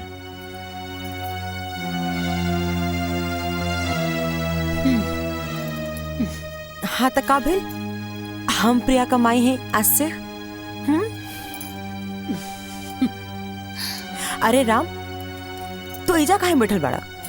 जाके पंडित जी के बोल दा तहार छोट भाई का ब्याह तय हो गइल बा। ठीक बा माई, हम जाके अभी पंडित जी के बुला के लावतानी। सांची तू हो जा, माई के काम में हाथ बटावा। जी हाँ सांची। अरे हमरो के केहू कुछ बताई कि हमरा का करे के बा। हमहू ई घर के दमादे हैं, हमरा का करे के बा। शादी ब्याह के माहौल बा, ज्यादा कूदी ना। चली तैयार होई। चला चला, एकरा में घबराए के कौन बात बा। चला।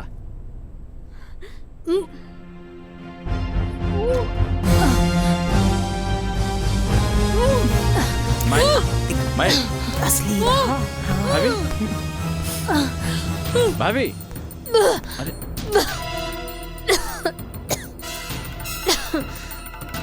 अरे तहार खुशी देख के मुंह बनावतिया। चाय दे जरूरत दिया। हाँ तो हई देख, हई सन हमारा लगी कम से कम 10 को बा। का भइल भाभी? भाभी ठीक तो बानी ना? हाँ देवर जी हम ठीक बानी, बस उल्टी आ गई। भाभी डॉक्टर बुलाई का? अरे ना देवर जी हम ठीक बानी। और रउआ एजा का करत बानी?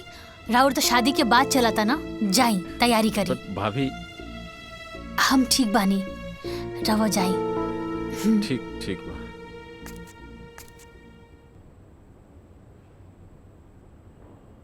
हाँ।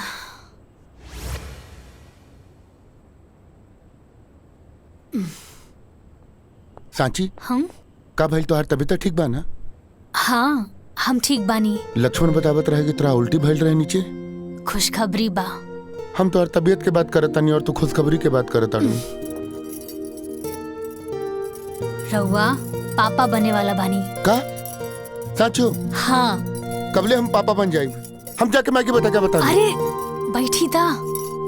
अरे अभी बहुत टाइम बा, और सासू माँ के हम समय देख के बता दे। काहे से अभी घर में शादी ब्याह के माहौल बना। बधाई हो पापा जी।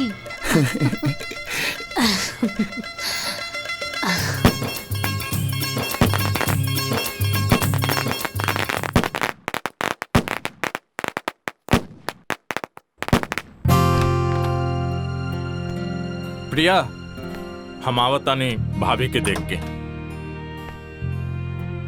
आजे देखल जरूरी बका, कल चल जी।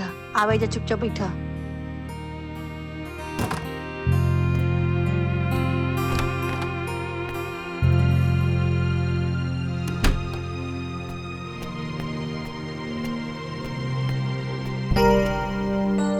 का भइल भाभी? ठीक तो बानी न रहुआ? तबीयत ज्यादा खराब हो गई बा लगता। भाभी कहीं तो हम डंडार हेल्थ में कॉल करके डॉक्टर से अपॉइंटमेंट ले ली। अरे नाना देवर जी हम एकदम ठीक बानी, और ये सब करे के कोनो जरूरत नहीं खे। और रउआ एजा का कर रहल बानी? जाई, प्रिया इंतजार करत हुई। अरे ना भाभी, पहले हमरा खातिर रहुआ लोगिन बानी, ओकर बाद प्रिया। हाँ लक्ष्मण तू टेंशन मत ला, हम बानी नू। तू जा, प्रिया तहार इंतजार करत हुई। अब देखिए जा जा जा रोवा सब लोग ठीक बोला बा। तानी बाकी मन न करता यहाँ से जाए के। जाई देवर जी, इंतजार करत हुई। ठीक बा।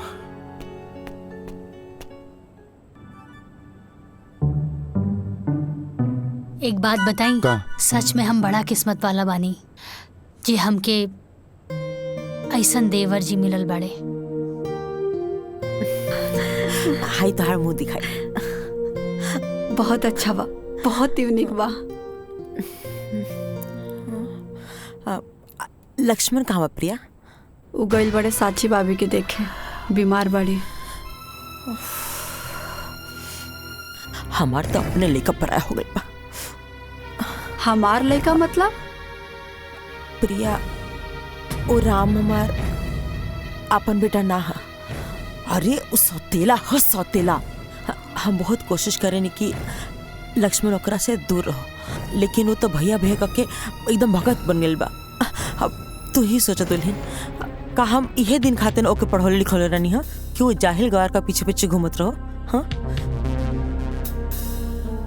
बाकी प्रिया, अब हम ये चाहता नहीं ना कि तू लक्ष्मण के अपना मुट्ठी में रखा। हाँ, कोशिश करिए कि लक्ष्मण जितना हो सको वो नौकरन से दूर रहो। हाँ हाँ, ठीक बाटे। तो अपन ध्यान रखिए, ठीक बा? आराम करा।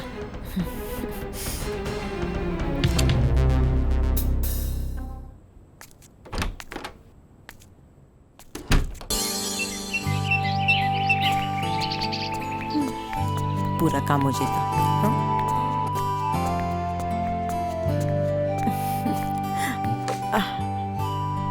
प्रणाम माई। तू भी बैठ जा बेटा।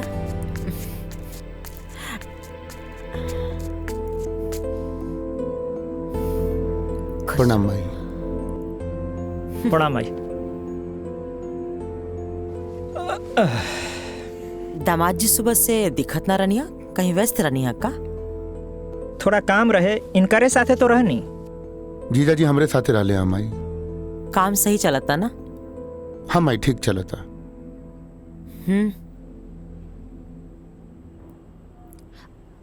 सुनी ना देवर जी।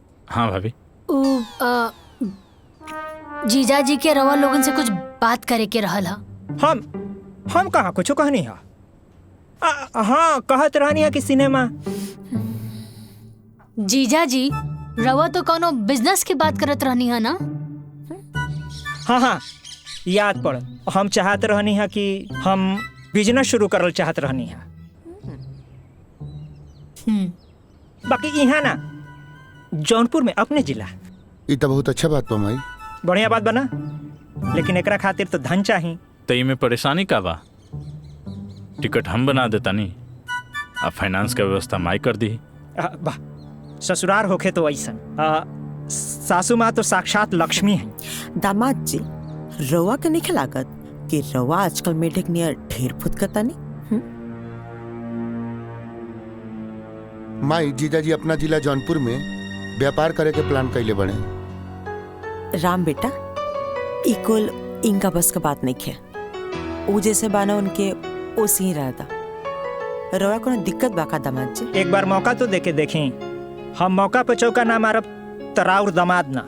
माई, जब जीजा जी इतना कॉन्फिडेंस में कहा ताड़े तो एक बार मौका देला में का दिक्कत बा माई? हाँ माई, अब जब भैया भी कह रहल बारे तो जीजा जी के एक मौका देवे के चाहिए हमनी के। ठीक बा, अगर सब करी है इच्छा बात तो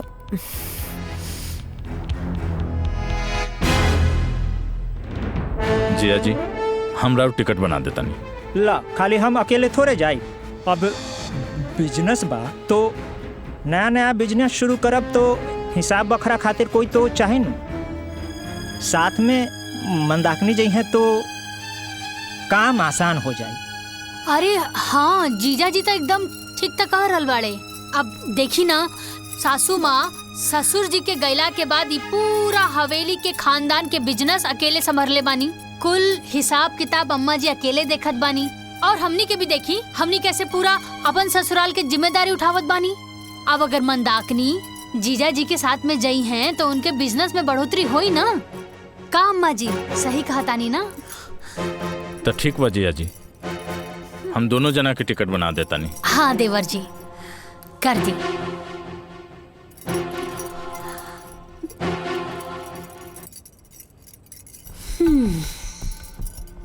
ली जीजा जी, टिकट तो बन गई। असम के ट्रेन बा और टिकट बन गई जी। शाम के ट्रेन बा। तहार बहुत बहुत धन्यवाद। ठीक बात है। चलो चल जल्दी चलो, सामान पैक करे को हुई। चलो चलो चलो। अरे सुनो ना, सुनो सुनो, चल चल जल्दी चल। चला ढेर मानी सामान बिखरल हुई, सबके समेटे के हुई। चलो चलो, अरे चला ना, चलो चल चल चल चला चला। प्रिया हाँ जा तू हेल्प करा। ठीक बा। हम मठू के बोलैले आ बतानी। भैया हम भी चलता नहीं। आओ चला जमाई।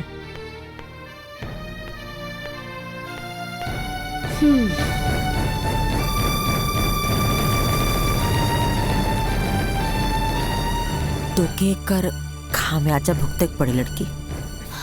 भोगी तो अब रउआ सासू माँ, और देखत रही कैसे एक एक करके सब केहू के रउआ से दूर कर दे।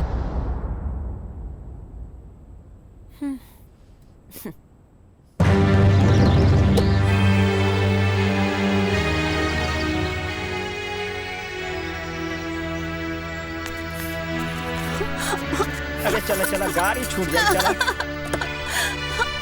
चलो, बैठो बैठो बैठो। प्रणाम। चलो माई, चलो तनी। ठीक बात है, चलो तनी।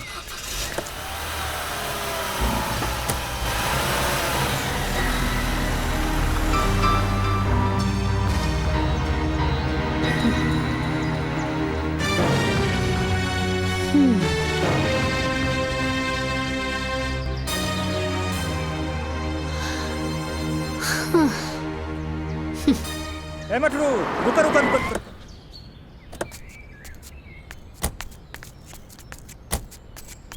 ए जीजा जी, का भाई झाड़ा लग गई का?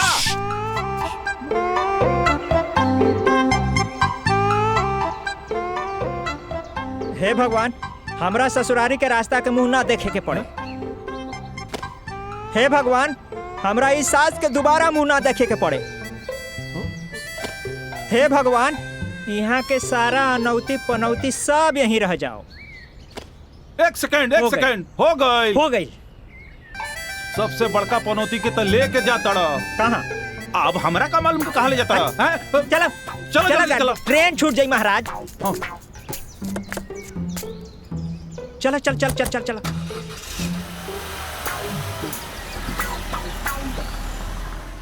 दाई माँ,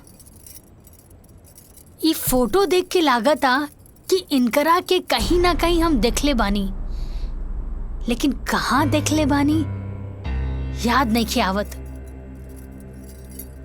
देखले तो बानी कहीं ना कहीं। याद करके बतावा दुल्हन, कहाँ देख लू हा?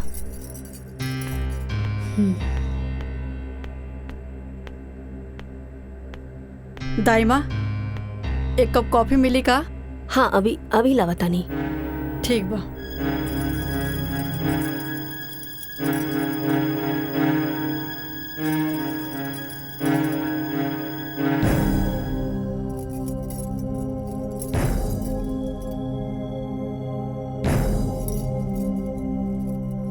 दाई माँ, हाँ कॉफी बनाने में कितना टाइम लगा था? बस हो गई, अब ये लागतानी। पता ना कहाँ से सब उठ के आ जाला।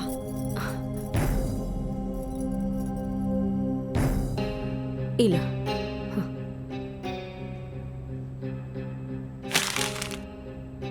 इतना टाइम लागेला कॉफी बनावे में? यू बास्टर्ड जाहिल गवार, तनको सेंस नहीं के का? दुल्हन वो गलती से गिर गई। प्रिया, तमीज नहीं के का कि अपने से बड़ से कैसन बात कल जाला? अरे कम से कम दाई माँ की उम्र के तो लिहाज रखा। लिहाज आप करी, काहे कि आपके नौकरानी और मालिक के बीच के फर्क नहीं के पता। अरे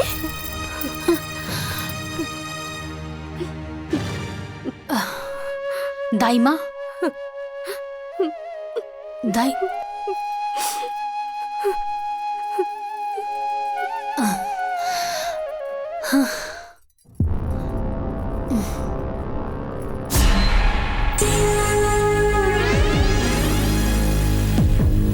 अच्छा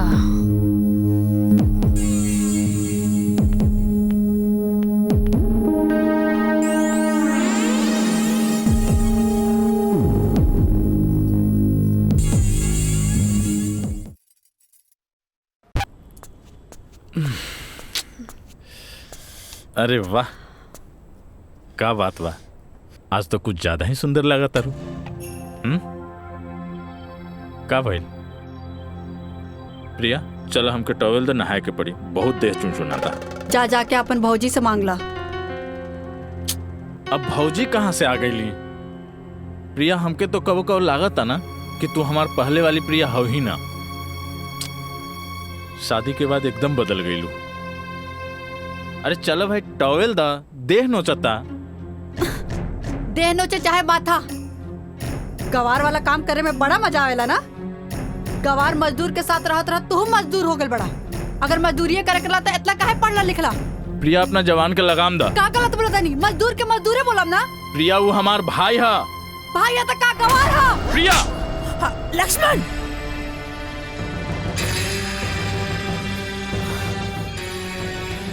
तोर हिम्मत कैसे भइला हमार बहू पर हाथ उठावे के? मायू हमार राम भैया के कहतिया कि गंवार है।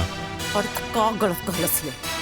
अरे पढ़ल लिखल पड़े तो मालिक का काम करू। माई लेकिन वो तो भैया के शोभा देता ना। तो ठीक बा, जिंदगी भर ओकर नौकरी करू, हाँ ओही का संपत्ति पर गुलाम बन के जी। माई तू का कहता रू? हम सही कहता नहीं। अरे तोर बाबूजी मरे से पहले अपन सारा संपत्ति वो राम का नाम पे कके चल गए ना। अब अगर ओकर मर्जी हुई तो ओमा से होता के 2 टुकड़ा दे, बाकी अब तक वो संभव नहीं है। काहे के ओकर अपन वारिस आवेला बाटे। आपका जब मेहरारू भी है ना, उन ओमा से 2 कौड़ी भी तो के ना दी। अरे बेटा हम तोर माई है, जौन कहता नहीं तोर भलाई खातिर कहता नहीं, तू समझ। माई हमके कुछ समझ नहीं के आवत। माई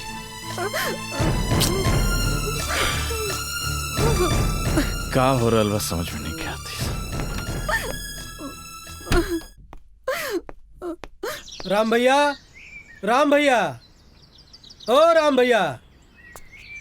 अरे का हो मधुसूदन? ए भैया हमनी चंदा मांगे आयल रहनी जा। अच्छा हम देता नहीं, कितना चाहिए? ना ना भैया आप भैया रहे दी, राम भैया के भेज दी, हमनी को उससे ले लिहल जाई। ठीक बा भेजा तानी।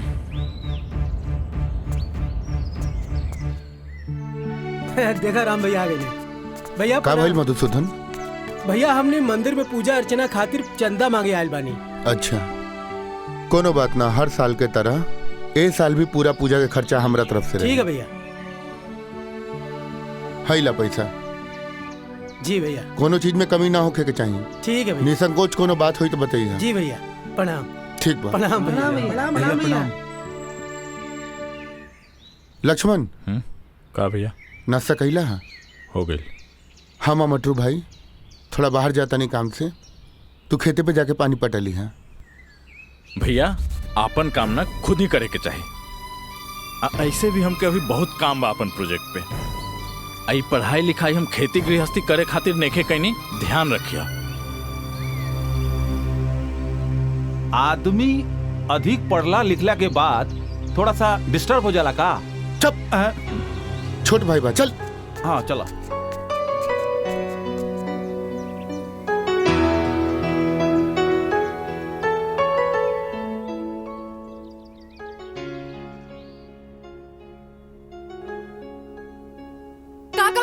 मजदूर के मजदूरे बोलम ना। जिंदगी भर ओकर नौकरी करू, हाँ ओही का संपत्ति पर गुलाम बन हम सही। अरे तोर बाप मरे से पहले अपन सारा संपत्ति वो राम का नाम पे करके चल गया। अब अगर ओकर मर्जी हो तो उमा से तो के 2 टुकड़ा दे और ये खाली फोने में बात करता बका मैं मिले के मन ना करला। तार भैया का जन्मदिन भी आवे वाला बाटे, हो सके तो समय निकाल के आ जाइए। अगर मजदूरी करे तो इतना काहे पढ़ला लिखला।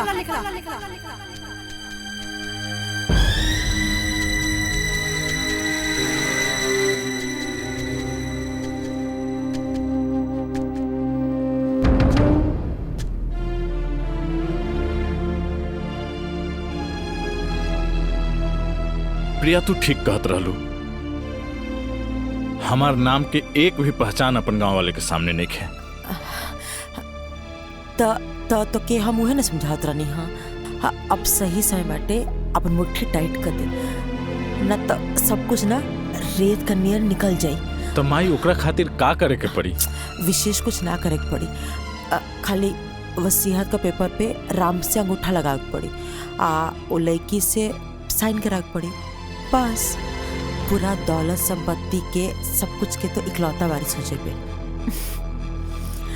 ई काम हम आज का आज ही कर दे। राम के तो हम जैसे बोलो वैसे कली, बाकी टेढ़ा खेर बिया लेकी, बाकी जो भी हो आज तो फैसला हो के रहे।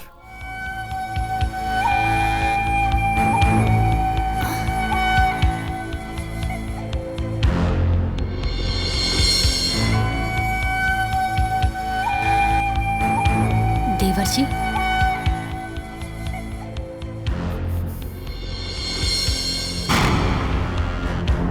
सासू माँ, बहू सवेरे मंदिर गिरलू, साज का दिया बाती कर तड़ू, बहुत शुभ घड़ी बाटे। तनिक हमार छोट काम कर दो, हाई पेपर साइन कर दो। सासू माँ कौना चीज के पेपर बाई? तो के याद बा तो से कले रहनी, तो से को छोट काम रही, जब सही समय तो बता दे। उहे ला वसीयत का पेपर साइन करता।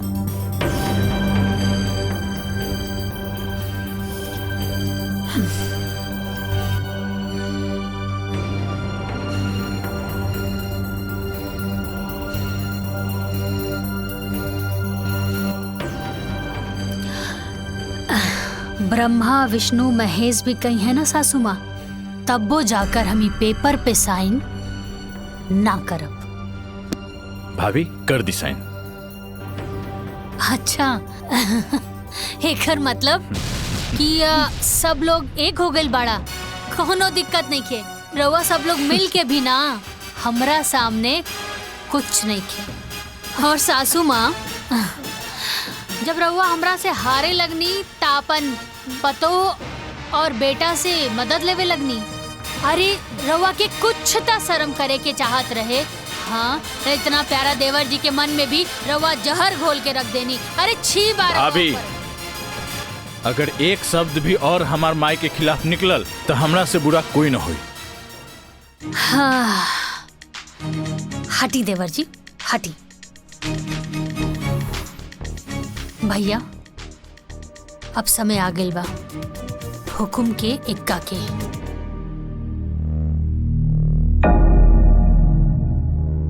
सासू माँ तू डाल डाल त हम पात पात।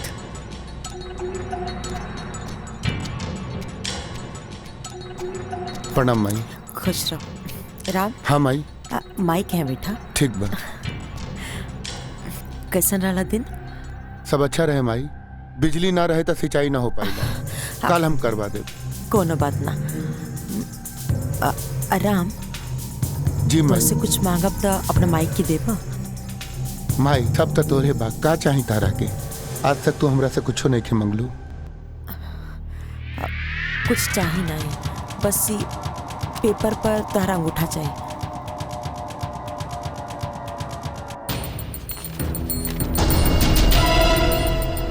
यहाँ पे माई।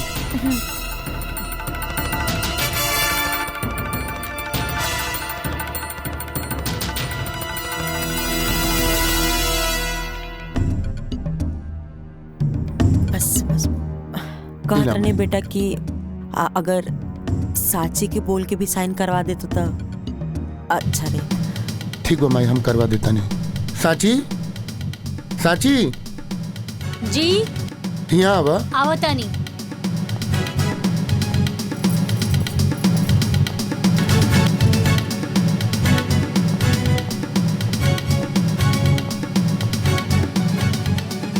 का भैल जी? साची है पेपर पर साइन कर दा। रउआ क देनी का? हाँ हम अंगूठा लगा देनी है। रउआ भी ना इतना सीधा बानी। ए लेकी हमरा के ज्यादा टाइम नहीं है, चुपचाप जल्दी से साइन कर। सासू माँ, रउआ गलत जगह प्रयास करतानी। हम कहनी ना कि हम ई पेपर पे साइन नइखे करब और कबो ना करब। साची जिद मत करा, साइन कर दा। रउआ के पता भी बा कि का बा? अरे वसीहत के पेपर बाई।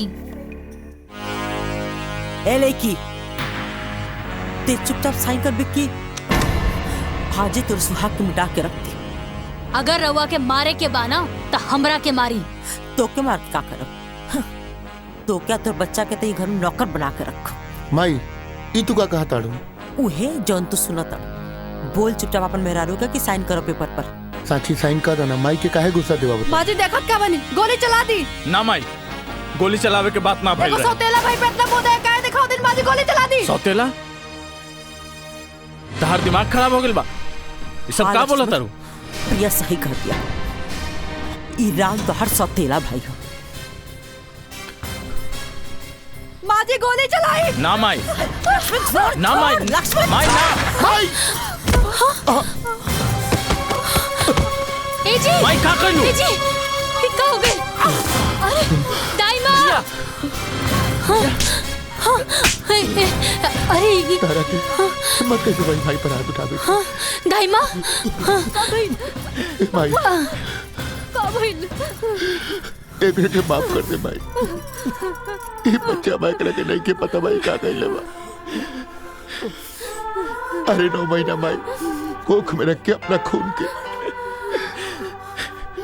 दूध बना के पिया बेली, तब बेटा दुनिया देखे के लायक बनेला। ए भाई ई का कर देलू भाई? अरे एक बार हमरा बोल के तो देख तू। तेरा के सब बत्ती चाहत रहे ना, हम अपन जान निकाल के तेरा कदमों में डाल देते। भैया भैया भैया बेटा बेटा राम भैया आखिरकार तू हमरे बेटा के मार देले। माई ए खातिर ब्याह के लाइन लड़ी तारा। माई का कर देलू माई? कोने जन्म का बदला ले तारू तू हमसे। लेके चलो जल्दी अस्पताल लेके चलो भैया। राम लेके चलो। राम जल्दी जल्दी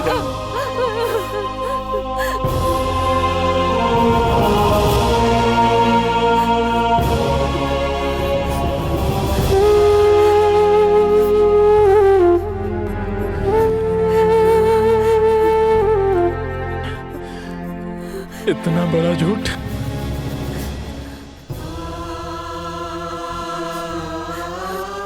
हमके तो तू कहले रहलू हमार बाबूजी ना मारे।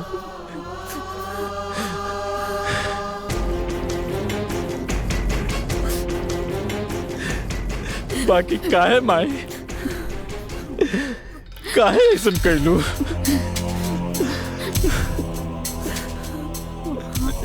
ना ना चाहिए हमके धन संपत्ति, घर दुआर।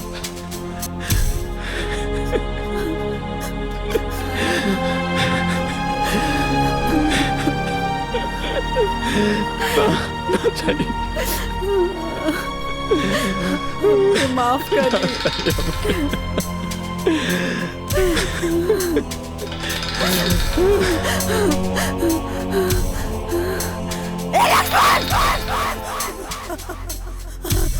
लक्ष्मण! लक्ष्मण!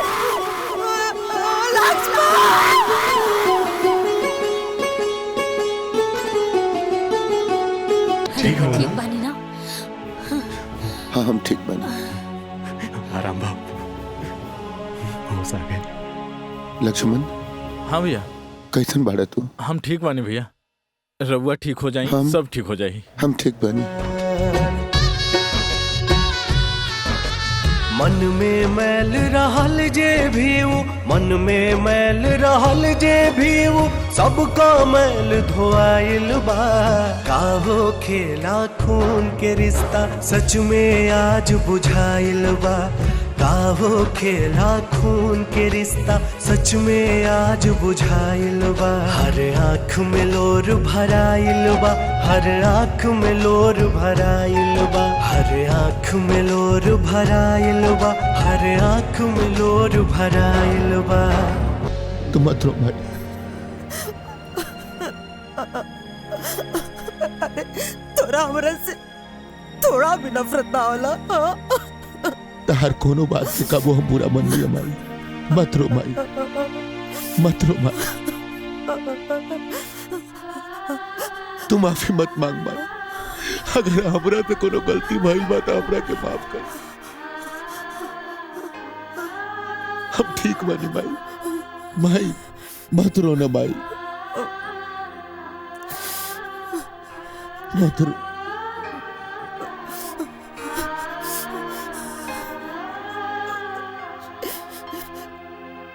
ठाकुर साहब, रवा भी हमके माफ कर दी। अरे अरे हम लोग में आके ना अपन फर्ज भुला गए रहनी। हमार परिवार हमके लौटा दी, हमार परिवार हमके लौटा दी ठाकुर साहब। देवकी, सुबह के भूलल अगर शाम के घर आ जाए तो ओकरा भूलल ना कहल जाला। देवकी, गलती हमार है। अगर हम ताके सौतेली ना कहती तो तू सौतेला व्यवहार ना कर तू। लक्ष्मण, माई के चुप कराओ।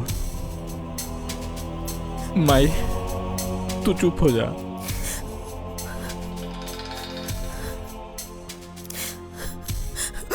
बहू, हम सबसे बड़ तो हार गुनाहगार बनी। अरे तू तो हमारा घर का लक्ष्मी रहलू, लेकिन हम तोरा संगे कितना गलत कही, कितना गलत। तो कि जौन सजा देवे के बा तू हमके दे दे, बाकी हमके माफ कर दे। माई, माई,